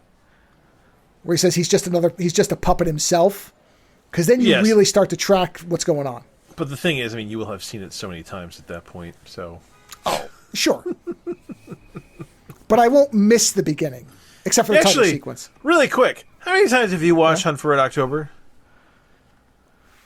In my life? Yeah, in your life. Realistically, probably 20. I would say 20 times. God, my father and I Jesus used to watch that a lot. That's so funny. I've only seen it 10 times. And I said that to my son, and my son was like, "You've seen this movie 10 times?" I'm like, "Yeah." And I thought that was a lot. And then my wife is like, "I've seen this movie at least 15, 20 times." Yeah, no, my like, father okay. loved that movie. He loved Hunt for Red October. That's one of the first. I remember he was big into submarines, and so I remember watching that movie very, very young. I remember the first time I saw it, and not really understanding what was going on, particularly. I mean, it was a sub, and bad things were happening, but I didn't get the whole American Russian thing because I saw that pretty young. But you know what I noticed about that movie that I never noticed before? Never. I'm serious to say this is the first time I fucking realized it because I just wasn't paying attention. Do you know who plays Jack Ryan's wife in that movie? Oh, it's Crusher. Oh, It's yeah. fucking Crusher. Oh, no, I knew that because when I got into TNG, I recognized her from Red October. Did not fucking realize that. And I've seen that I movie, saw like I her said. in that before I saw Next Gen. Oh my God. She walked by and I was like, wait a minute. And I looked at my wife and was like, Yeah. I don't know why. That was the first time I noticed it. Yeah. Oh, God, yeah, Crusher. Yeah. Anyway, Yeah. I'm sorry. I derailed us. Please go on. That's okay. Movies. So was there a particular order you wanted to do them in? Just a viewing order? You know what? Let's do it in order of psychological effect. So let's go. Oh, okay. All right. Kill Point, Trouble Man by the Kill door. Point is fairly straightforward. Yeah, Kill Point, Okay. Trouble Man by the door. All right. So here's what it is. The reason we watched Kill Point at all, that was not the original middle film. So basically, I'm going to give you the three titles. Actually, you know what? Then do Trouble Man, and we'll just I go don't in care. order. I was just explaining the because rationale. then it'll Okay. make sense to why we watched Kill Point. So go for it, Trouble Man. So we started off with Trouble Man. And Trouble Man is a movie that I've known was supposed to be good. I've heard about it for years. Never saw it. And there was a remake of it that I was interested in, but based on the reviews, I'd rather not watch a Michael J. White movie where he's not great, especially because we just watched one where he is. They did a remake of Trouble Man? Yeah, and it's Michael J. White. It's got the same title. I don't know if he's necessarily the same exact character, but I mean, to use the title of a well-known film, I would imagine. I don't know. But I read it's very mediocre, I guess, is the best reviews say. Okay. It's okay. Got it. And I just, I'd rather enjoy him at his best, which is Black Dynamite, which we watched. So I'd rather that than see him in a movie and go, I'd rather think of him and think, You know what? Because he's fucking awesome in that. He's got some impressive outfits in that movie, though. Jesus Christ. oh, I'm sure I got the trailer on mute behind me, and I'm like, whoa, look at him I'm go. sure he looks great. I don't doubt it. He's still in great shape. So I'm not shocked by that at all. But anyway, so I thought, well, I've never seen the original Trouble Man, so why not watch that? And so that was the first one we watched, which is starring Robert Hooke, I believe is the actor's name, if I remember correctly. Hold on. God, and the other thing that sucks is when you put in Trouble Man by itself, the remake comes in, not the new one. Robert Hooks, plural. Sorry, Robert Hooks. Directed by a director named Ivan Dixon, and this will come back into play later. Actually, both of the following movies have connections back to Trouble Man, ironically enough. So really, Trouble Man seeded the other two films. So again, I saw the trailer for it, and it looked interesting. And it looked like it was, and it turns out it is, a variation in many ways on Black Caesar. In fact, both the first and last movies are variations on Black Caesar. Well, there are variations on the idea, yeah. On the Tommy character specifically, of a powerful, charismatic character and what he does within and for his community. That's the center comparison point. So Trouble Man is centered around a character named Mr. T, whose name I don't think we ever actually get outside of Mr. T. Everybody calls him that. And he is a community fixer. I don't really know what other phrase would work. He's the person that everybody comes to. Well, he's licensed. He's licensed as a detective, but otherwise he kind of keeps the peace and skims a bit off the top for himself in the process. All right, and I want to point this out. As far as I could tell, and I don't know if your read is different, the only reason he's licensed as a PI is to carry a weapon. Carry a gun. Carry a gun, and so that he can start nosing around and have a cover for it. Yes. So that the cops, if they get pissed, he can be like, hey, I'm a PI, man. I'm licensed. Yeah. So but shut also, up. he seems to be solving problems that that the cops won't solve. Well, yeah, and that's okay. So this is the comparison point to say The Godfather, where people come to Vito Corleone, but they're clearly terrified of him. The people in this movie, if they haven't done anything wrong, do not appear to be terrified. They just understand that Mr. T can get it fixed. And so they come to him, but he does not seem to be imposing fear on those who do not deserve it. Whereas in The Godfather, everybody's terrified of The Godfather, whether they say it or not. There is an implicit fear of that individual. Whereas Mr. T also lives within the community. He owns a pool hall. That's what he operates out of. Whereas Vito Corleone is in this beautiful house away from people. He's not a crime lord, Mr. T. He doesn't have a racket. He doesn't have he's just there. We don't. He is kind of. I mean, thinking of him as a benign private investigator is one of the best ways to understand him, I think. Yes, except he goes out and does illegal things like threatening the owner of a bunch of land properties. Well, yeah, but that's physical harm. That's because he's a good guy. I'm not saying he isn't. I'm just saying that private investigators generally don't do stuff like that. So he is something else. But that's why I'm saying, like, you kind of have to. You're not going to find one definition of the character. That's why he's fascinating. Why I said you're looking for an approximation. That's why community fixer is my best thing, because a fixer by themselves is usually an independent operator who doesn't care. But a community fixer does appear to care about his community. He does go and threaten that guy, not for money, but because he finds out about an injustice. No, because nobody hands him 10 grand to go shake the guy down. Yeah, exactly. Whereas a true fixer does nothing for free. You pay, period. But again, I'm just coming up with this term as community fixer because he does seem to care about people around him and want everything to, by and large, function. Because he doesn't go against the crime boss, Mr. Big. He doesn't mess with him. In fact, this movie is the first time they've ever met. He acknowledges that there are people functioning in the environment and that he is just, he's not the only shark in the pool. Right. No, and I think that the thing that keeps him outside of everybody else is even the cops don't like him, but they don't really mess with him until they have to. But I think it's because everybody generally recognizes that his actual job is community fixing. He's just trying to make sure that nothing harms. And this is the one interesting bit that they don't get into in this movie, where I'd be curious is, okay, what happens if Mr. Big starts selling drugs to kids? Like it never comes up. So but either if they did, then he'd probably get involved.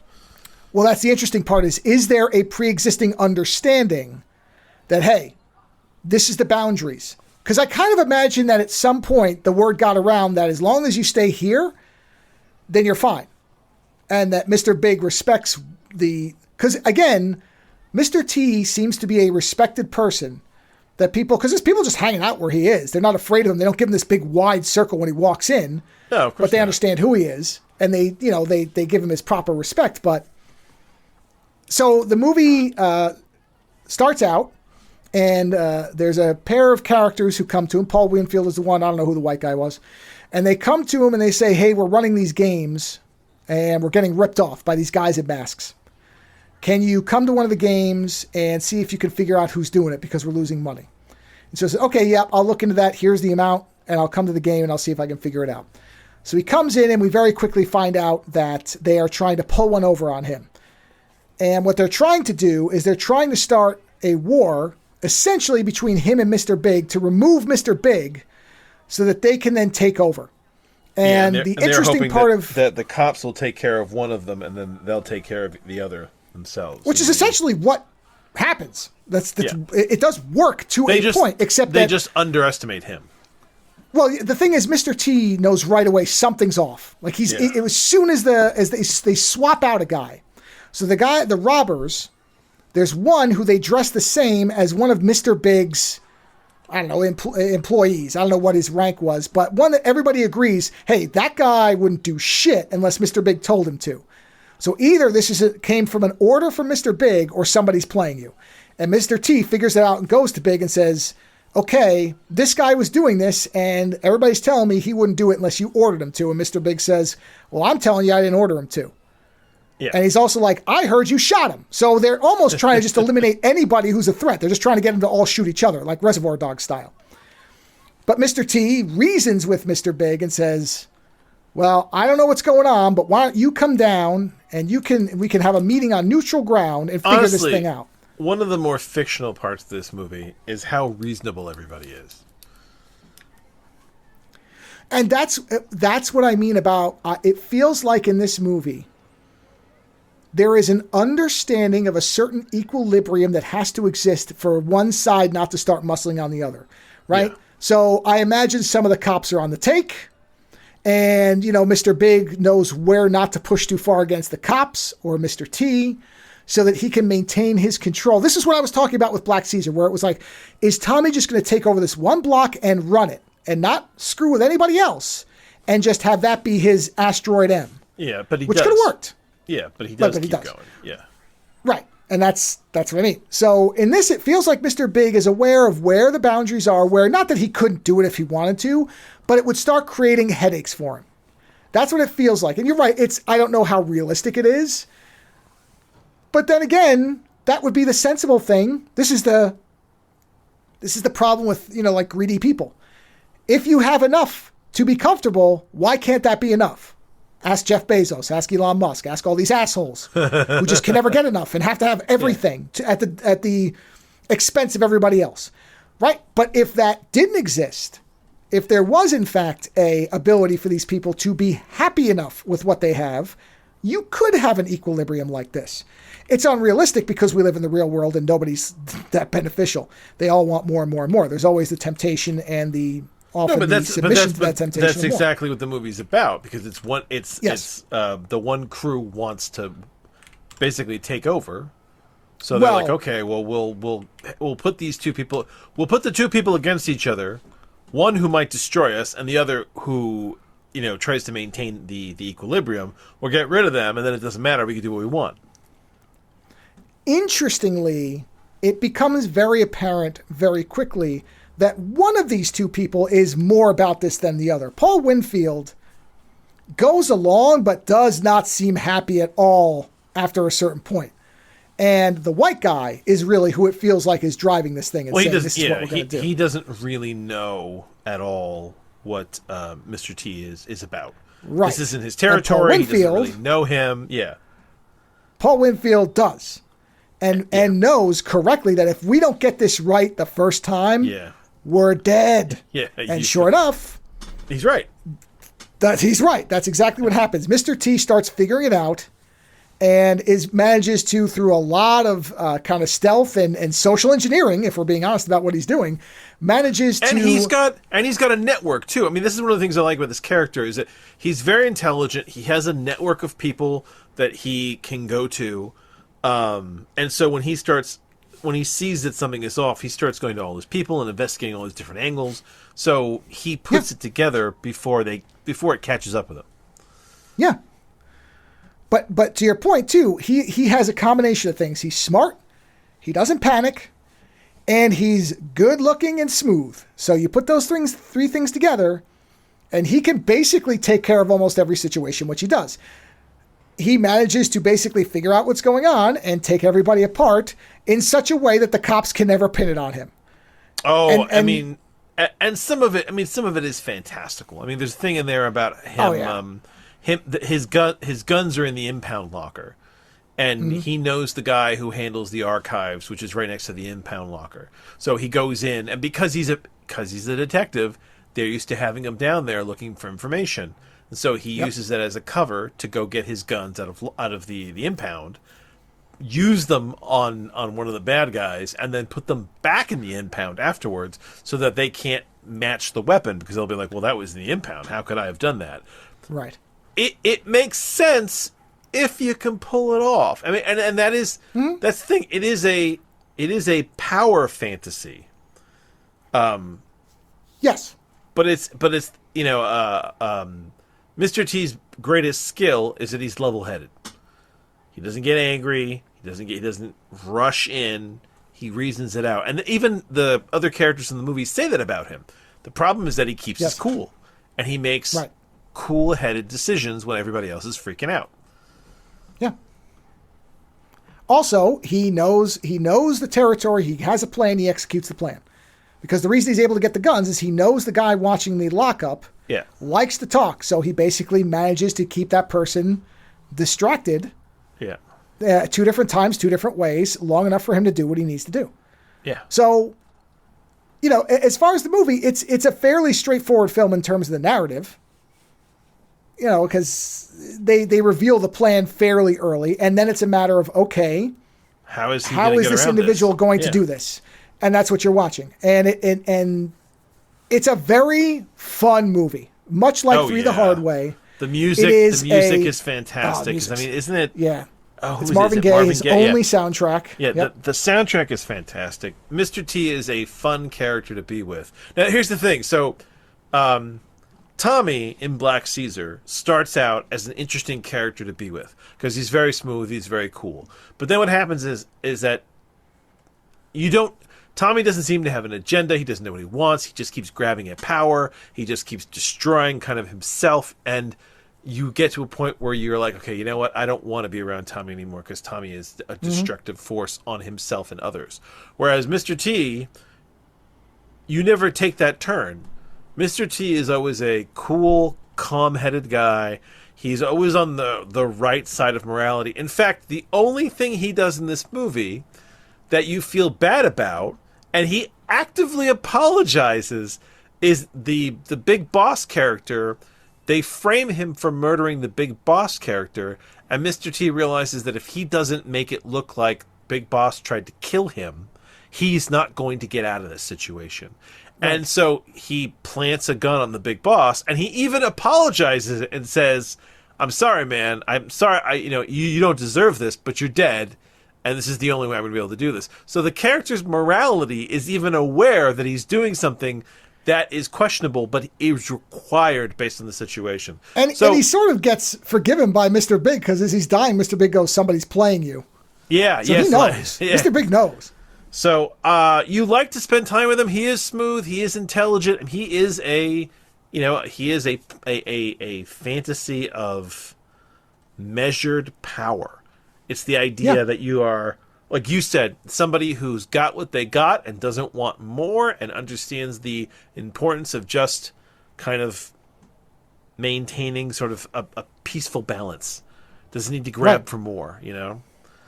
Yes, that's the most unrealistic thing, is the fact that he doesn't seem to be greedy. He just wants enough to keep doing what he's doing and keep everything going. So, yeah. But again, it's a very, very fun movie. Great soundtrack. It's got a number of fun action set pieces. It's got an interesting mystery. You know, even though it's revealed fairly early on, there is a point where you're not sure what's going on or what's happening. And then it's, as you said, it's okay. Now we know what the frame is. How does he get out of the frame? And watching him do it. Even though you're fairly sure he's going to do it, at no point did I really feel like he was under any active threat. It was how he's going to do it is the question. It was a matter of seeing how he was going to solve every aspect of the problem. And he's a character you like to spend time with because he's reasonable, but he's so capable. You know? Yeah. Yeah. So, yeah. Unlike Tommy, who you start to actively hate, Mr. T always stays on the favorable side. You know, he's not always doing good things. He always stays in your favor, and you're happy when he wins. Yeah, it's a fun movie, but there's not much else to say about it. And he never blows past the morality. Even like I said, that one scene, he's aware of it. He comments on it, and you're like, okay, I get it. You know, yeah. I mean, he knows what he's doing. And it is, in that respect, a very entertaining movie that you are with the main character all the way through. Yeah. I mean, I think it was at the end we watched it, we were like, oh man, they never made a sequel to this. That was like the saddest thing, is I would have watched another movie with this guy. I would have watched another adventure with that character because he was so I'd good. watch a TV series now if it was set in this time period with this character. Yeah. But the problem with this character in the 70s. The problem is you have to. The character is this understated calm, and it's like we're talking about like Black Dynamite, we watched last week. Black Dynamite is like the overstatement of it. Whereas if you were going to do a series like this, Exactly. You've got to be able to do the understatement, which this character is. You know, he is subtle, he is calm, he is quiet, he's measured.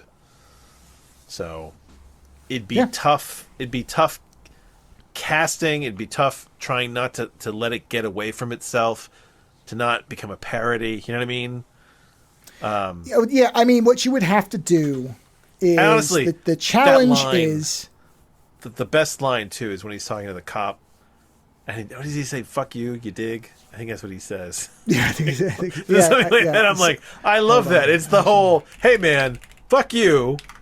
Can you dig that? Can you dig that? What does he say? Good. Hold on.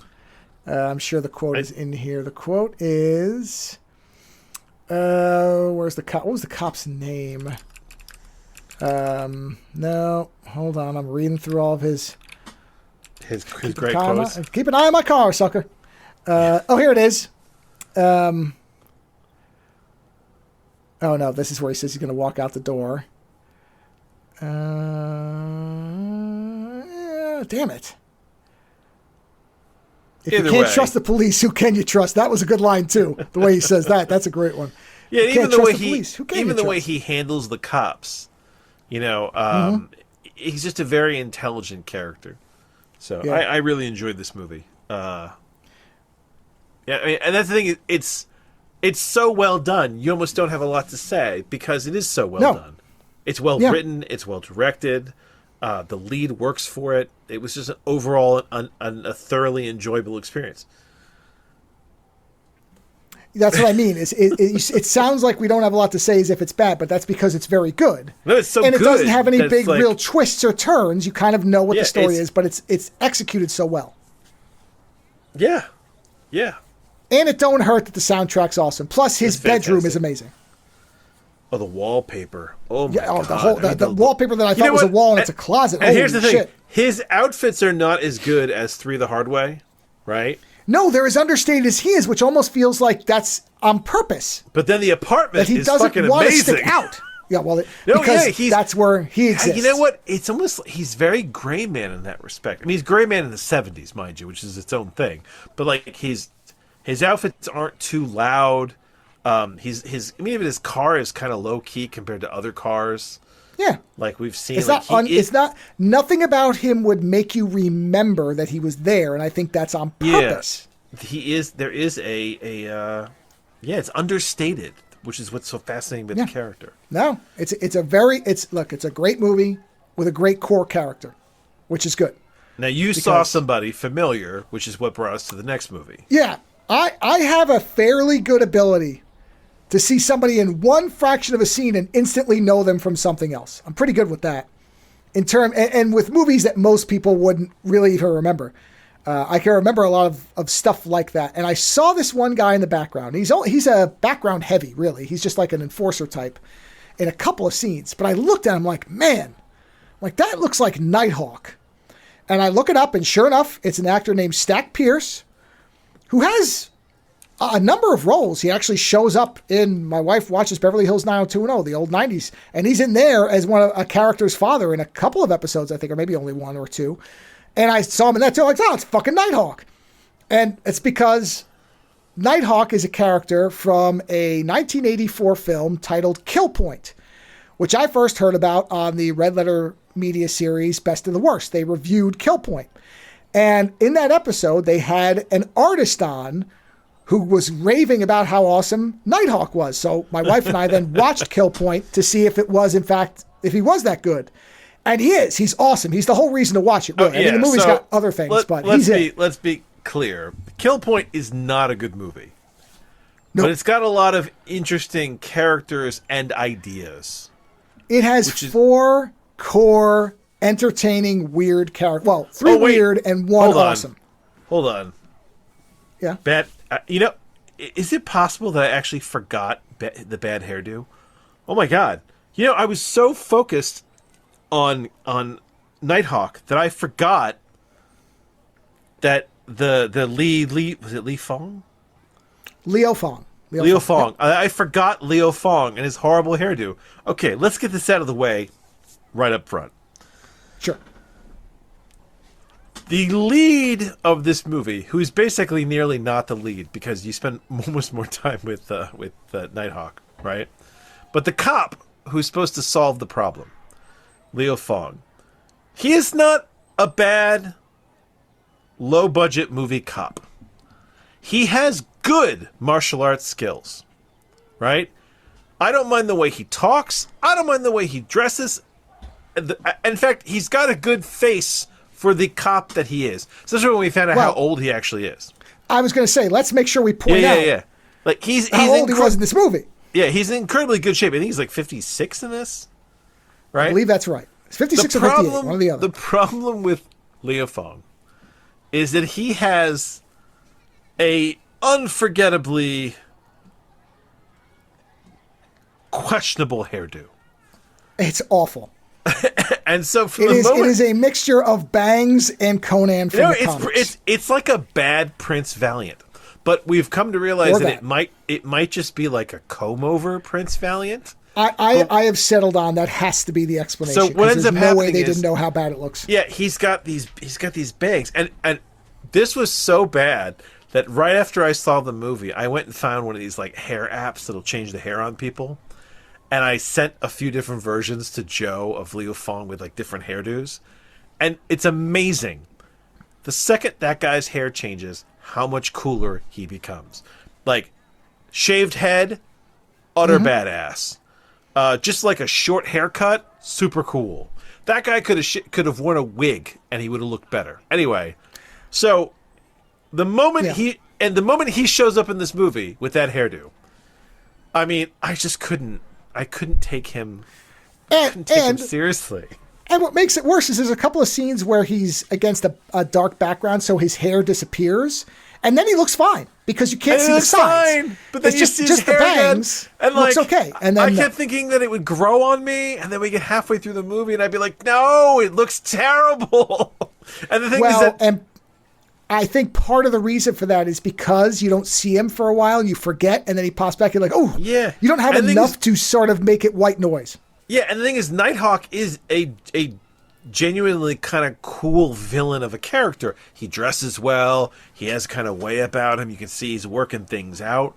He's fucking ruthless. Yeah, he's ruthless. Great. And then when Leo Fong shows up at the cop, like I said, he makes sense as this tough martial arts cop. Everything about him works, but that hair is like, I mean, it is so challenging every time he's on screen to take him seriously. And like he even like he has kind of he almost talks like a Midwestern accent. Like everything about him works, but the hair is just so diabolically like it just destroys his credibility. That makes this movie very difficult for me. It does. Yeah, it does. And it is a shame because he does his own stunts and fight work, which is generally good. No, he's great other than the hair. Yes. And that's the thing is, you know, when you see his acting, he is doing a Dirty Harry type character, which works. Yeah. He's got this tragic backstory, which he's fine with. It all works.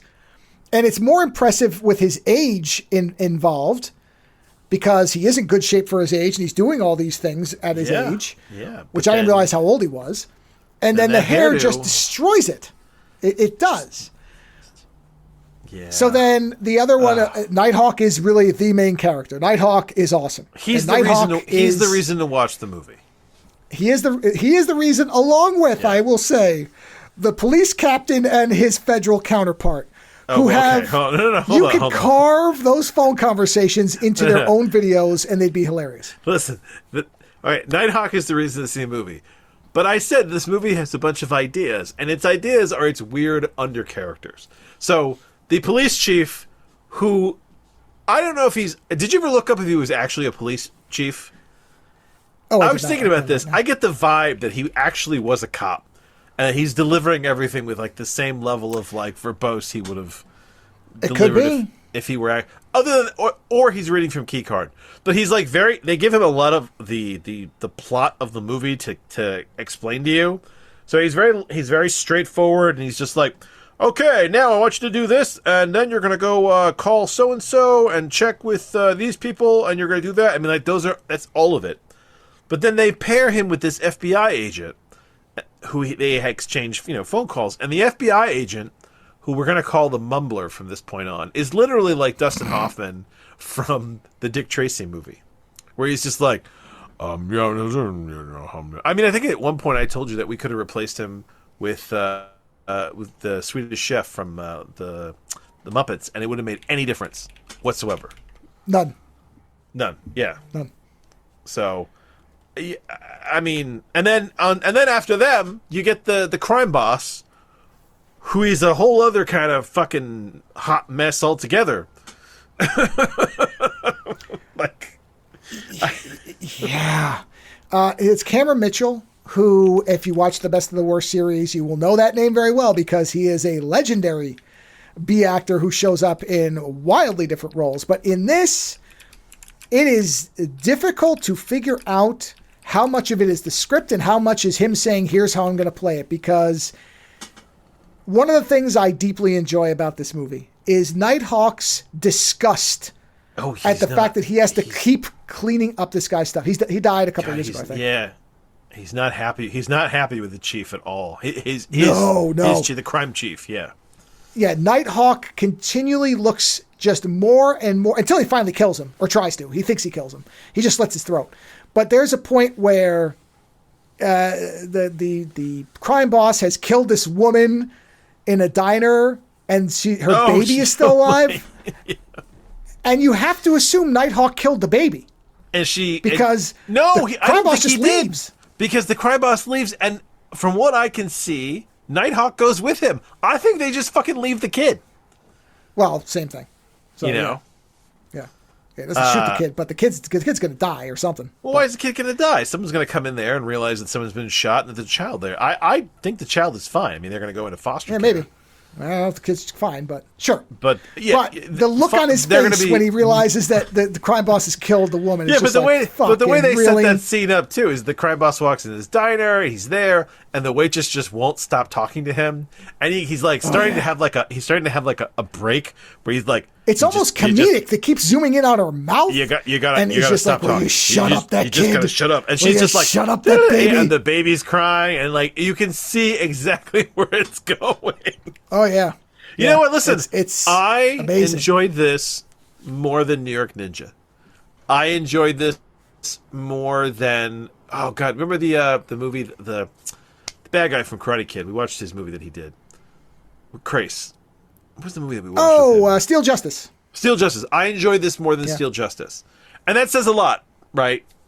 Because he was a good-looking guy in those movies, and that was a funny movie. But the action in that movie was so bad. And for this movie, like I said, Leo Fong, if he just hadn't had that hairdo, it would have been a lovely kind of B-movie action, drug crime movie with its kooky characters. Movie, I think one thing to point out, 200 hours later, besides that, is that this movie avoids a problem that many movies like it have, where the movie doesn't have constant action sequences. They're pretty spaced out. And if everything in between was standard, you would get bored. But the fact that you have the police chief and the federal guy talking to each other, which again, you could just clip those out and people would laugh at them because it's so bizarre. And then you have Leo Fong's hair. And then you have the fact that the bizarre actions of the crime boss and these strange scenes that even when there's no action, like the diner scene, which is, it is an intense scene because as you said, the buildup is very effective for that scene where he's going to kill that woman. Like it's the camera's getting closer and more claustrophobic and he's getting agitated. It's like really weird. How do you not know how bad that hair is? I mean that's almost a riveting mystery of its own. And every time he shows up, and he's totally confident. I mean, I give him credit; he's confident with his hairdo, but it is so just unapologetically bad that like you can hear it in the commentary. Every time he'd come into the scene, I'd be like, "Oh God, the hair!" I mean, like, and everybody else. But again, again, the thing that makes it interesting is that he is otherwise extraordinarily well suited to the role. No, he's a great B-movie cop. Yeah. Yeah, it's a bizarre, bad decision on what otherwise is a good piece of casting, and his performance is good. Oh, yeah. But you can't not keep looking at his hair. But it's so bad. It's bizarre. Oh, man. And so, again, this is what I mean about even when the movie isn't doing a lot of action and things aren't necessarily happening, there's always something interesting. If he'd shaved his head, he would have looked so badass. Oh, absolutely. No doubt about it. Or even just not had bangs. Even with the hair long and balding. Or a ponytail. Fine. Dude, if he'd had a ponytail, Joe would have creamed himself. Yeah, no, I mean, yeah, go the George Carlin route. It's fine. You can do it. Yeah. It's the fact that those little bangs are there, and it just never looks right. So, again, but I think that's one of the elements that keeps the movie moving, is every scene has something fascinating. The part where Nighthawk comes in and this woman who's the owner of a brothel and possibly the crime boss's girlfriend/wife, whatever, this woman's been killed, and he comes in and she says, "You had her killed." Nighthawk's like, "No, I killed her." And she shoots him with this tiny little gun, and he acts like somebody flicked a spitball at him. Yeah, he's like, yeah. And then he shoots her in the head, and then the crime boss is like, "God damn it, why'd you do that? She's bleeding on my bed. I like these sheets." It's like, oh my God, what is this? And again, Nighthawk just looks disgusted. Like, what the fuck? She shot me? And then it never comes up. You never even see the bullet. There's no impact. He's got more chemistry with his dog than he did with the girlfriend. Yeah. Yeah, it's crazy. It's a wonderfully ill-constructed film. That's the best way to put it. Because there's bad decisions, but unlike a lot of movies not a lot, but some of the movies we've watched where the bad decisions drag the movie down, the bad decisions make the movie memorable. They actually make it more entertaining. They pull you from moment to moment where you're like, oh my God, oh, not this again. Oh, whoa, shit. This is when people say a good, bad movie. This is a good, bad movie. In terms of it keeps you entertained. It is a good, bad movie. It is. Yeah. It's the perfect example of that, where it's like, you're never going to be bored. You may not necessarily agree with what's happening, or Leo Fang is a tragedy, because he's not a bad looking guy. He's got a good body. He knows his martial arts. Like even the way he talks, like, it all works. But then he prances out with that fucking Prince Valiant hairdo, and you're like, it's oh God, very hard to overlook. Bangs do not work on a man. I mean, even Steven Dorff and Blade couldn't pull them off. No. Yeah, it's pretty bad. Can you think of bangs on a man that has ever worked? Not unless it was intentionally comedic. No. Nope. I'm looking it up. Shemp, maybe? Or no, sorry, Mo. Mo from the Three Stooges. But again, that's comedic. He's supposed to look doofy. Yeah, I know. I can't see an example where it works. Yeah, you gotta have that full bowl cut, for that to work. So yeah, when you look at Mo from the Three Stooges, but that's because he's supposed to be comedic. As a serious look, I can't imagine it. Can't. So. There you go. Yeah. But again, we say this, yet I'd recommend this movie. I'd say, oh, you'll have a good time with it. Oh, I think as long as you know what you're watching. It's a good, bad movie. So as long as you're in the mood for a good, bad movie, then you will not forget that hair. No, you won't. It will haunt your dreams. It is a what to avoid. Yeah. It is absolutely not. Dynamite. No, it's not. That brings us to our final film. Kill Point came from seeing Stack Pierce in Trouble Man. I went to look at movies that were considered similar to Trouble Man because once we went to Kill Point, it kind of torpedoed my theme for the week because I'm trying to keep these movies related somehow.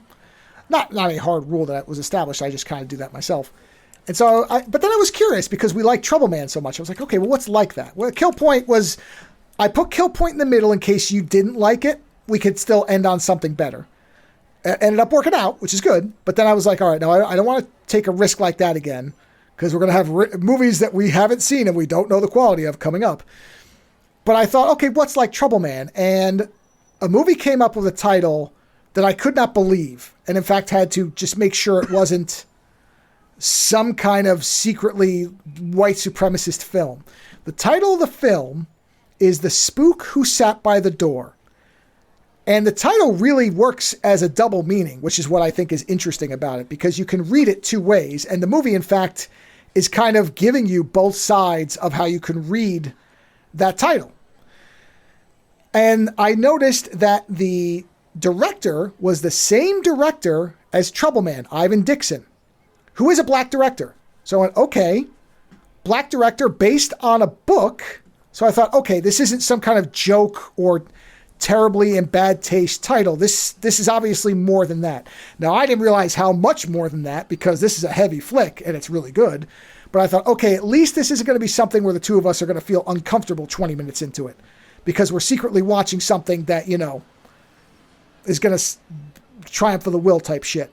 And I didn't know because that title, I just didn't know. But based on the director... The title was so bad that you didn't even let me see the full title. No. And that was partially because I didn't want you to look anything up because I had read people who said, wow, this film probably pissed some people off. And I went, oh, that's interesting. Again, not knowing which way, but I got enough. I didn't read anything really about it, but just enough to know, okay, nobody who's seen the movie or was involved has said later, hey, we should never have made this type of thing. Yeah. This isn't a Jerry Lewis send in the clowns situation. So I went, or whatever the name of that movie, The Day the Clown Cried or wherever, which he thought somehow having a clown leading Jewish kids into a gas chamber was going to be funny or something. Oh, it's not meant to be. It's meant to be a tragedy. Well, whatever the hell it is, it was a bad decision. Even he recognized it. But there was nothing of that aura around this. So I went, okay, we should be relatively safe. What we got was a magnificent movie about if somebody figures out, I mean, it is the essence of understand your enemy's tactics and conquer them. It's like the art of war for basically black equality and fighting against inequality in the 70s or whenever, really. Right, but this really feels of its era. So before we go any further, I want to talk about the person who wrote the book. Sam Greenlee? Sam Greenlee. Because here's the thing. Yeah. I have been trying to find his other book that he wrote, Baghdad Blues, and it is nowhere. It is fucking nowhere. I can't find digital copies. I can't find hard copies, soft copy, nothing. Do you know how difficult that is in this day and age for a book to have, like, I can find reviews, but I can't find it on eBay. I can't find it on any of the used bookstores I normally go to. It is fucking nowhere. Yeah. So, this guy, Sam Greenlee, he is an interesting dude. And reading about him makes this movie far more interesting. And I just want to give that quick blurb on him before we move any further so you get an idea of what this guy's about. So, let's see. By the way, I found the book that you could download. Where? On Archive. Oh! It was the one fucking place I didn't look because I figured it wouldn't be there. It is in multiple versions. And they have a PDF. EPUB, full text. You can read it right on the site. I was trying... Baghdad Blues, the revolution that brought Saddam Hussein to power. It's probably because I was looking for... it's probably because I was looking for hard copy. Now, granted, it's a scan, so it's not as clean as a digital book, but it is readable. All right, send me that PDF. Although I accidentally just went to a page that says, cup to my dick in one hand. Okay. Oh, boy. Well, tell me what you think of this book. Send me that PDF. I did. It's in the chat. So, there you go. Good. So this guy, Sam Greenlee, In 1957, he had a career with I'm reading from the Wikipedia here. A career with the United States Information Agency. As one of the first black officials to work overseas, he served in Iraq, Pakistan, Indonesia, and Greece between 1957 and 1965. In 58, he was awarded the Meritorious Service Medal for bravery during the 14 July Revolution in Baghdad. Right? He left after 8 years. He stayed on in Greece, where he undertook further study at the University of Thessaloniki, and lived there for 3 years on the island of Mykonos with his Dutch-born wife, right? So you understand that this guy has some experience working with intelligence agencies, right? This guy was involved in the July Revolution in Baghdad. This guy is not... This is not an uninformed individual. He has a sense of what he's talking about. We didn't realize that when we first started watching this movie. I kept waiting for this movie to become some kind of like blaxploitation movie, right? But it's not. This is an incredibly interesting movie about race, and the tools of intelligence agencies and how they can be used against their own country. Because the main character... well, actually, I'll let you take it from there. Now that we have the preamble, we understand who we're dealing with. Take it away. So the movie starts out, and we have a senator who is trying to figure out how to... Basically, it starts off, we're in an office with a senator who is going over his... what do you call it? The demographics of his support. And he's concerned that... he doesn't have enough of the... He's about to use one-word vote, and he jumps to black vote. And as you say on the commentary, we're not sure what word starting with the letter N he was going to say, because you could read it either way. But in any event, he's told that his speech focusing on law and order has led to a decline in his popularity among black constituents. So... he tries to figure out what is something that would be a publicly facing gesture, however empty it might be, to try to show that, okay, law and order doesn't mean I don't support the black vote, to get it back. And so his wife says, hey, why don't you have the first black agent put into the CIA? And he basically puts pressure on the CIA to essentially fill a quota. I mean, they're not calling it at this point because this is way before that stuff. But he's basically like, hey, I want you to run a series of black prospective agents through your program. And I want at least one of them. I mean, this is what you infer. I don't know how many there could have been, but it ends up being one. But he says, run them through your program so that we can say we're trying to have the first black CIA agent. And the CIA is not happy about it. Dude, I just read the first paragraph of this book. Yeah. This guy is a smooth writer. I like good. this. That's great. That's good. That's good. Anyway, sorry. Listen, this movie has dynamite writing, so I'm not shocked. He did help make the screenplay. Listen, so I love good writing, and this movie has great writing. And this book has some good writing as well. Good. Well, I'm glad I was able to find it for you. So the CIA is basically like, okay, we're going to go with this, but we're going to make the standards so high, none of these people are going to pass it. And in fact, everybody but one person who is the person that seems like he's in the background mostly. Yeah, and the thing is, there's stuff that goes on during that where, like, basically there's a whole bunch of black men, and at one point they discuss how they're all going to try and not outdo each other because that way they can't single anybody out. Right. And they get what was his name? The main guy. The main guy is Freeman. I don't remember what his first name. They keep calling him Freeman. Yeah. So which is very intentional. It's free man. Anyway, so yeah, the other black men get very annoyed with Freeman because Freeman is not following their plan, and Freeman basically says, he's like, hey, I'm not here to not do well. He's like, I'm going to do as well as I can. Now, to point out, when this happens early on, you're really not sure why he's doing what he's doing. So you don't know whether he's in fact just an outsider or what. And it will become clear later.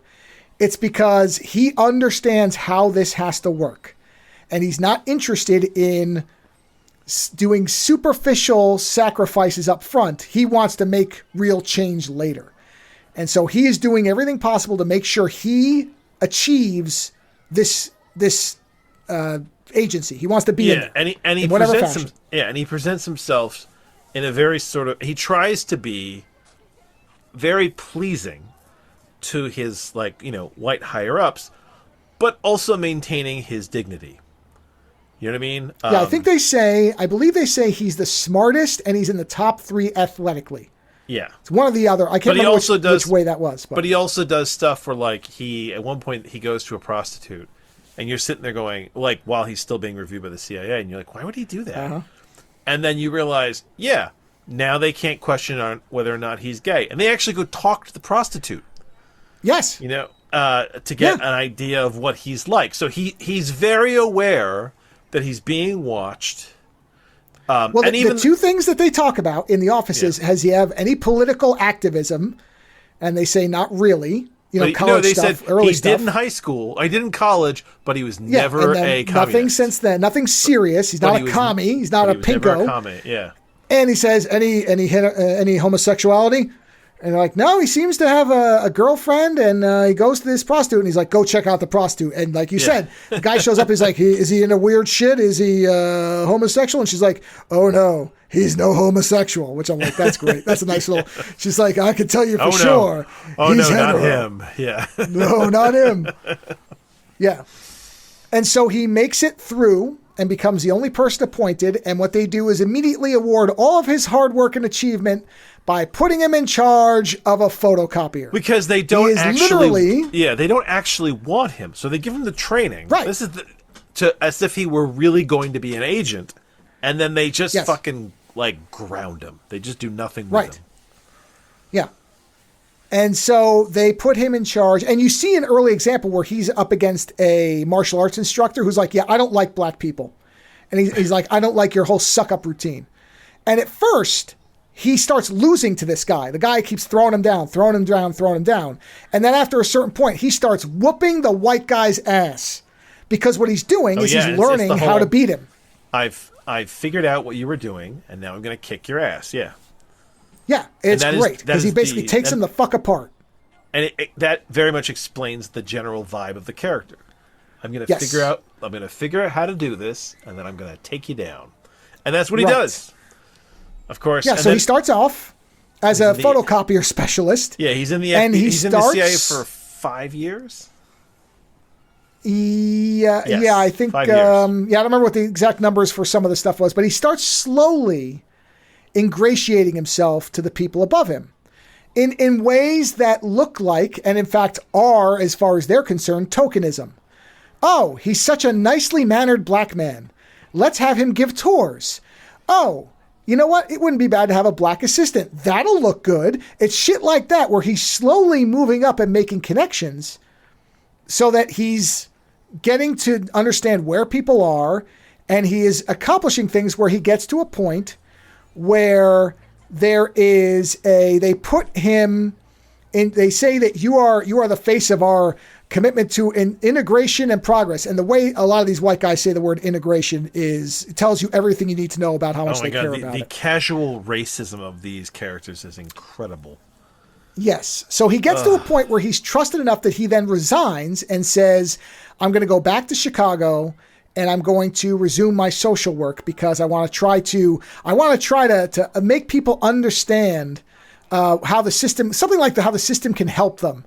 So basically they don't worry about him because at this point they think he's a docile, indoctrinated agent.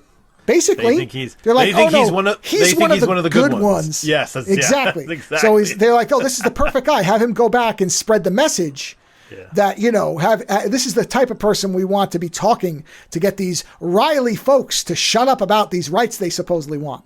And as soon as he gets back into town, he starts putting together a fucking Project Nightmare, which is a variation we came up with on Project Mayhem from Fight Club. Yeah. So he immediately goes to the gangs and basically says, it shows them that he can kick their ass. I mean, that's number one. Like, dirty work kicks their ass and says, hey, if you really want to fuck with Whitey, he's like, I can train you. And now, here's the thing. We talk about how in Trouble Man, it's a power fantasy. This movie is a power fantasy. People are incredibly reasonable.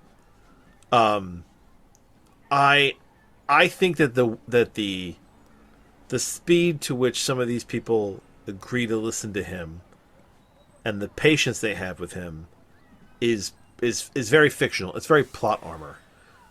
That said, once these people do listen to him and he starts to show them what they do, the movie very cleverly gives you this montage that is a parallel to the montage of the training Freeman went through to become a CIA agent. So basically, yes. He is giving them full-on CIA training, just doing it in at the ground level with what he's got. And he turns these people into a CIA, a destabilization unit. Yeah, he basically is starting to, at one point he says we're establishing colonies, meaning groups of people in different cities who are ready to activate. And as you said, he's training them. And there's a point where he's talking to one of these individuals who is very light-skinned and clearly has a lot of, that guy is supposed to be very light-skinned, I think. I don't think he's supposed to be a white guy who thinks he's black. I believe he either is a black man with very light skin or is intended to be. That scene actually reminded me of something that occurred in my life where I was talking to somebody who was Hispanic and much darker than me. And I was trying to remind them that at the end of the day, culturally, and, that when push comes to shove, you're going to get lumped in with black people.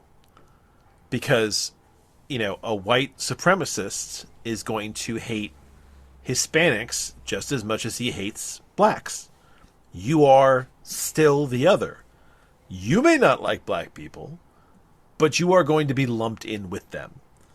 And that character in this movie, he's a very white, he's very white skin, but he has black features, basically says to Freeman, he's like, I'm tired of your shit. He goes, I am black. He's like, and one day somebody is going to, take a shot at me because they're going to figure out that I am black. So you don't know what his backstory is, you don't know what his story is, but he is an individual who identifies as black and is part of the black culture. And Freeman's response to him is, this can't be about hating white people. Yeah. He says what it has to be is that you love freedom so much you're willing to die for it. And that is such a fundamental part of understanding Freeman's approach, which is hatred's only going to get you so far. It has to be that you love something so much you're going to give your life up for it. Yeah. And it's such a different mentality than we often see in movies like this, where it is often based in hatred, which, don't get me wrong, it's not without justification. But Freeman understands that just acting out of hatred and anger is not the way to do it. You have to be cold, collected, and it has to be prioritizing freedom. It has to be something you're going for, not going against. But that's the other thing is, when you're working for something, you work harder than when you work against something. Yeah. Generally, you will go farther for something you love than something you hate, if you have to choose between the two. And so, yes, he establishes these groups, and he basically says, okay, we have to wait. We have to sit and we have to wait until the right thing happens before we activate. And it ends up happening that and this is to your point about the thing that's a little unreality. The only other thing this movie jumps over to me, which is significant, and I think it's just because they didn't film anything really showing this, is it assumes everybody goes along, meaning that, there's drugs in the community, and wouldn't drug dealers be like, screw this guy, he's getting in the way of our profits, because he says nobody on my crew can use drugs. You imitate it so that if they pull you over, you need to have track marks in your arm so that they don't think that you're a threat. Like, he's really smart, and he says a black man with a mop and a bucket is invisible to the white man. And we see a whole sequence where he, very, very similar to like a Fight Club thing, he says, all right, you're going to go into an office as a janitor and you're going to steal every pipe from this white guy while he's in the office. And the guy does it. Nobody looks twice at him because he's holding a mop and a bucket. And it's because he's using the tactics of, okay, You don't want to be very similar to Mr. T in Trouble Man, where I think he dresses relatively conservatively so he's not standing out. It's the same thing here. You don't want to be seen. You want to use the prejudice against them by having you be invisible to them, right? And that's what he's showing them how to do.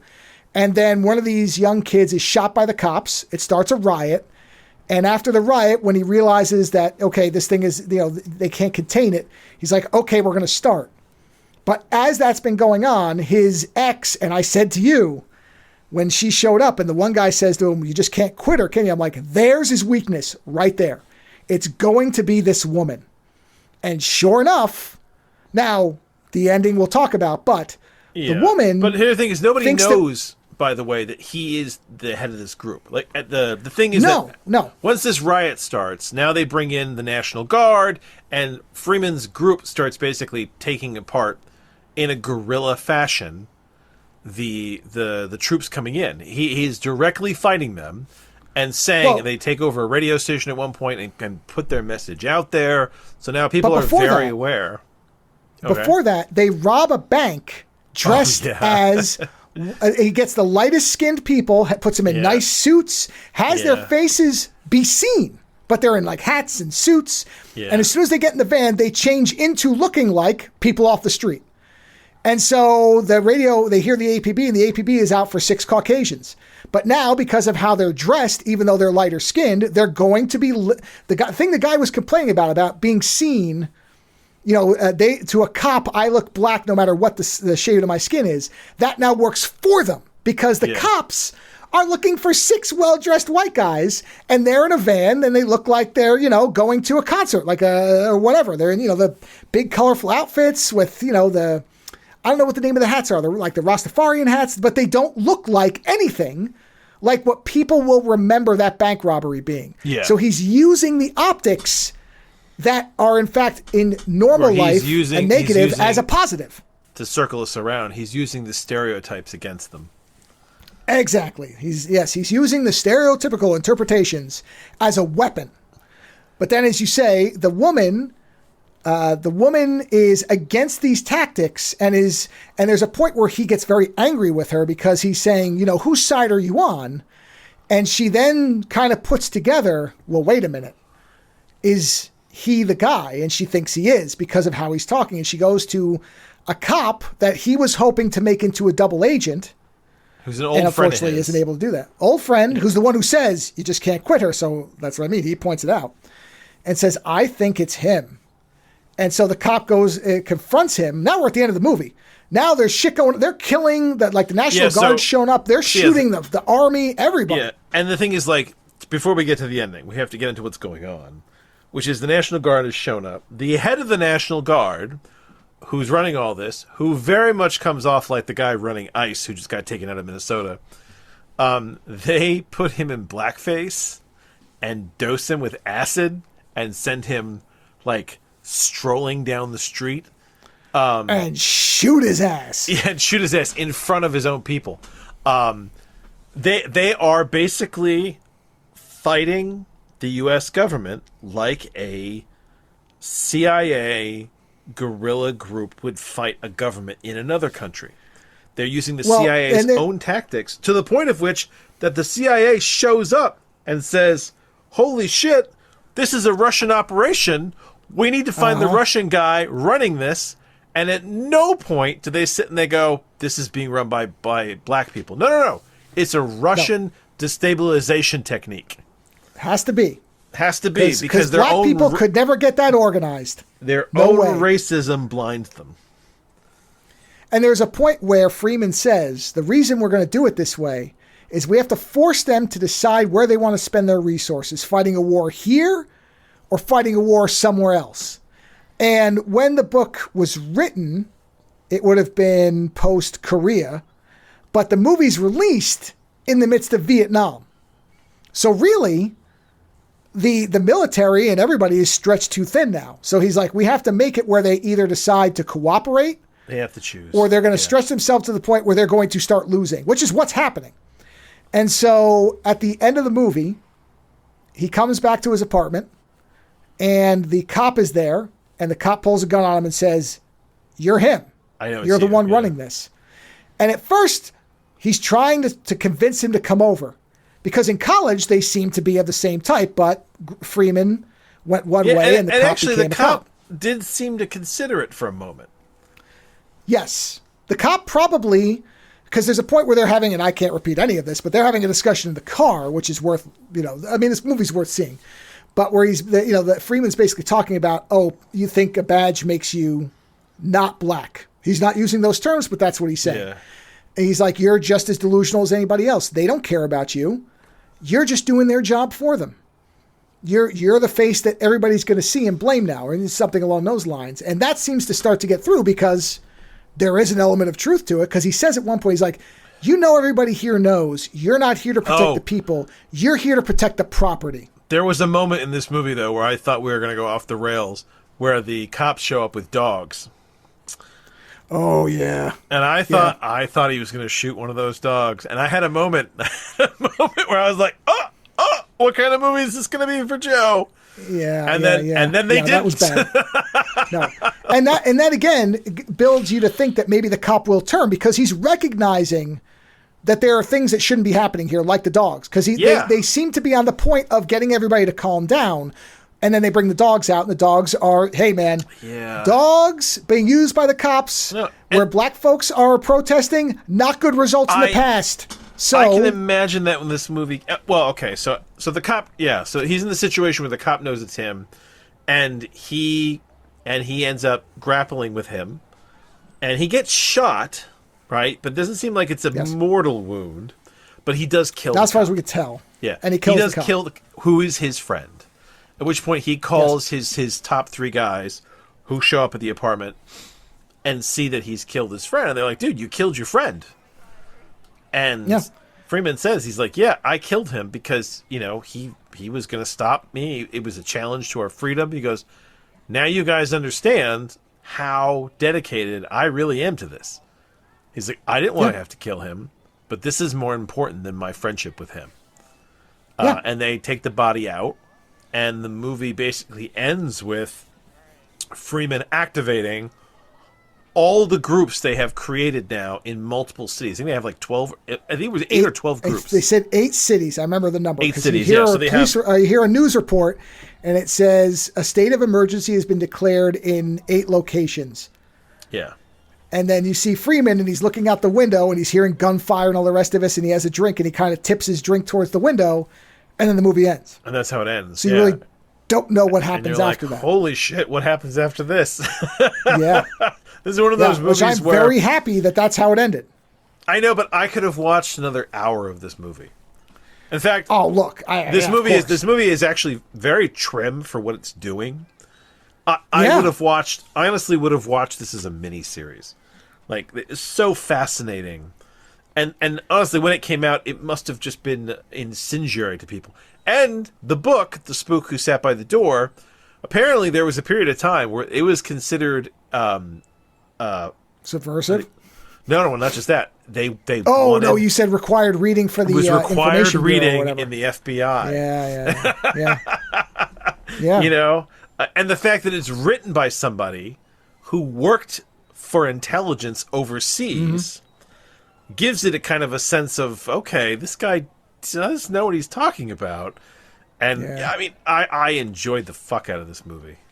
And what we're saying, how it compares to Black Caesar. Black Caesar is a man who wants power, and then the power destroys him. This is a man who wants to actually do better for his community, his culture, and goes about it using the very same techniques that what he considers to be white power uses against other countries, right? Because, I mean, this is when the CIA was going all over the places and toppling governments. He basically says, the CIA topples governments in other countries all the time. Why don't we use their techniques to topple our own government? Yeah. So... No, he very clearly, he's a lot like Mr. T in that he understands what has to happen. And... he has all of the... I mean, really, he is basically a fixer, but he's looking to fix things on a national scale. Oh, yeah. He's not just looking for his local community to be fixed. He's trying to fix it all. And the reality is that based on what we've seen so far, there is no reason. This could be, again, another Inglourious Bastards, where if this movie had gone on for another hour, I could easily see him having won.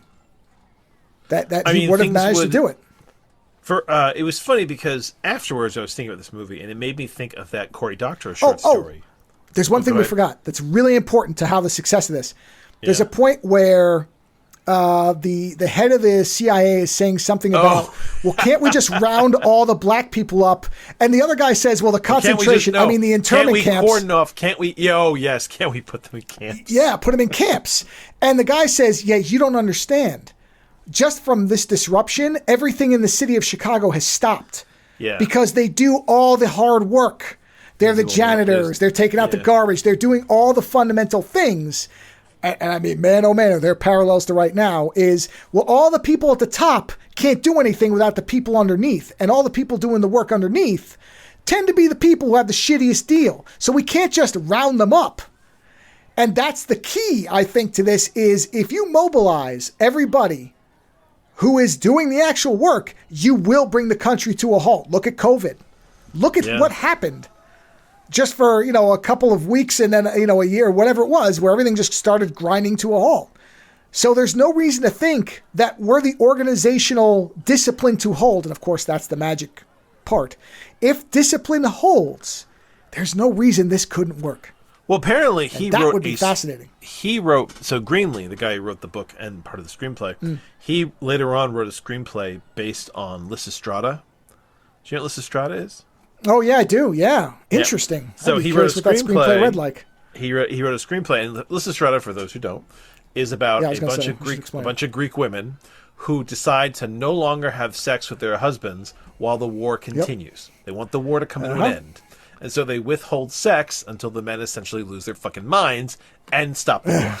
And it works. But it works because nobody crosses the line. Nobody gives up. Operational discipline. Everybody holds firm. And when he kills the cop, he says it. He's like, "Hey man, this is what you have to do if you want to win. You can't be willing." He's like, "You think this guy can't kill you if you turn on him? You have to do it. It doesn't. I'm not saying it won't hurt you. If you think this didn't hurt me, it did. But I've got the long game in mind, and you've got to have your eyes on the prize." Yeah, and he also sets up these cells basically so that anybody can take over. So if he gets caught 3 or grades killed, back. Everyone is prepared to move forward and keep it going. Yep. It becomes he has now turned them into a version of him, and they can continue what he's doing. Yep. And his end goal is equality. His end goal is to basically, make it so that they're, And that's what makes the ending too really interesting because even if he dies, he's confident that everything will keep going. They are prepared to keep going. And it looks like it will. Yeah. It's working. So, no, I enjoyed this movie so much that I went looking for his other book. Yeah. And now I have it. I'm going to read it because I'm so fascinated by this guy's point of view. I'm going to guess. Yeah. This is a guess. Don't know. But I'm going to guess once we reach the end of doing all the Black History Month movies, if somebody's going to ask me what's the one movie out of these that somebody has to see, this is going to be it. I mean, if we could only pick one to recommend, Okay. No. So here's the thing, right? If I was only going to watch one of these, that for me, it would have to be 3 the Hard Way. Because... what I'm saying, what I mean is, I know, but what I'm saying is, if somebody said, okay, what's the best of all of them? If you could only pick one. Of all the movies we've seen so far, the most intensely thought-provoking of them has been The Spook Who Sat by the Door, followed by Black Caesar, which we had a lot of conversation about that. Yeah, we did. Didn't mean that it was a movie I want to see again, but it was a heavy, intense movie that, but of these movies that I want to see again, I want to see Trouble Man again. I want to see 3 the Hard Way, and then I honestly, Black Dynamite. I would see. Oh yeah, you have seen it again, haven't we? Yeah, I mean there you go. There's and then The Spook Who Sat by the Door. Those 4 movies. I would love to see those 4 movies again of the movies we've seen. Yeah. The only problem with Black Caesar is it's such a downer. Whereas no, and I don't want to see it again. Spook Who Sat by the Door. The Spook Who Sat by the Door, you're like, no, this could have worked. If this had happened, it could have downer worked. In that the racism is so terrible, but it's fascinating in that he has a plan. And he is using CIA tactics. Like, that's what's also fascinating. Is using their own shit against them. The racism is that bad. That's not the movie making it worse. No, that's reality. I know that. But that's what I'm saying. But his response is so interesting. That's the thing. Is he's using the tactics, but he's not doing it from hatred. And that's what makes it important. Yeah. Because he's not looking at it for revenge or himself. He's actually looking at it for everybody. That's the significant difference. And that's where Tommy gets lost in Black Caesar, which is that he didn't take the money he made and put it into the community. Which does make it an interesting contrast point to watch Black Caesar and see, okay, somebody who's got charisma, skill, and the ability to get things done, but honestly, goes the wrong way. Black Caesar, Tommy comes in and uses the mob tactics, right? But then he doesn't do anything new with it. He just wants to power, and it destroys him. Yep. Whereas Freeman uses the CIA tactics and then starts to make a lot of ground with them because they're pretty fucking effective. Yeah. Yep. So I think it's great. They are all a type of power fantasy because, like I said, there is an element in there. Is everyone going to play along? And it's not just because they're black movies, not at all. It's just it's people in general. You know, it's the whole Lysistrata never would have worked. Why? Because someone would have crossed the line at one point and slept with their husband. Right? And in these things, somebody will, at some point or another, somebody will give Freeman up. Right? Somebody from Freeman's organization will give him up. The question is, will his planning be able to sustain that and keep going without him? Yeah. Well, and that's where I wonder, it's never really stated explicitly, but I have to think that one of the things that he teaches everybody is, hey, if somebody's betraying them, you kill them. That's it. Anybody who turns on the cause and on our people, gone. Yeah, it's how much people believe in the cause and how much do they have your will to keep going. Yeah, because based on how he has it set up, there is no one person to get rid of. So even if somebody rats him out, the other 3 move up. But the problem is he is a charismatic leader. This is always the problem with things like this. He is a charismatic leader. These people trust him and follow him. So the thing is, can it survive the loss of its leader? I don't know. That's always the question. Well, that's where, again, the movie doesn't show us, but what you have to then assume is that he understood who could fill in for him and put those people into the roles. You hope, because that's how it would work, is you have to get other people who are as charismatic and true believers. And then when you're gone, it doesn't matter. The symbolism stays. Again, the movie doesn't tell us that. That's in me wanting this to work. That's one of the things you would assume that, because he's very smart. He's very smart. So you would think he would know that had to be the case. The movie doesn't tell us. So you're right. There are failure points that could easily, and he has this attachment to this woman who almost destroys it. No, having done a history of the CIA, sometimes shit doesn't work out. Most of the time when you hear about shit, it's because stuff went wrong. It's the stuff that went right that you don't hear about. But it's and he says when they do the one ripoff, when they rip off the military depot, he's like, "Oh, they're not going to say anything about this because this is too embarrassing, and they won't be looking for us because they won't think black people are organized enough." So he's like, "We just have to stay invisible." So like you said, they're not going to publicize that one of their depots got ripped off and they don't know who did it. And even if they, which is funny, even if they were, they'd say Russians did it. Which is funny because that's what Killshot is about. A military depot that gets ripped off. Yeah. And then they just start killing people in restaurants and supermarkets and everywhere else. Pretty much. That's why it's been a good movie, but it's fun. It's been a good movie week, I gotta say. We've had 2 good movie weeks in a row, really. 6 movies, all which were worth watching. Yeah. So. Yeah, I haven't been bored. I haven't been let down. Some have been better than others, but they've all been an interesting watch for various reasons. Yeah. Yep. So. Well, there you go. on that note, everybody, everything we've talked about is recommended. So a nice episode where we have nothing bad to say about anything, really. Which is rare. Read Frankenstein. The entertainment. Well, that's why I said everything we've talked about. I would tell people it's worth at least investigating, and then depending on what you're in the mood for. I want to see how quick I can get through this Baghdad Blues book. Well, I look forward to your review when you finish it. So, on that note, everybody, whatever you choose to do with your weekend, have a good time. Yeah. And that's it. Yep, we'll talk to you again next week. Visit OzoneNightmare.com to subscribe to new episodes, browse through our back catalog, or to find links to support the show. Follow @Ozone Nightmare on Twitter for the latest episode postings and other show information. If 280 characters just isn't enough, you can always email us, theozonenightmare@gmail.com. The opening theme for the show is provided by Heartbeat Hero. The closing theme is provided by Ogre. Please visit and support these artists using the links in the show notes for each episode.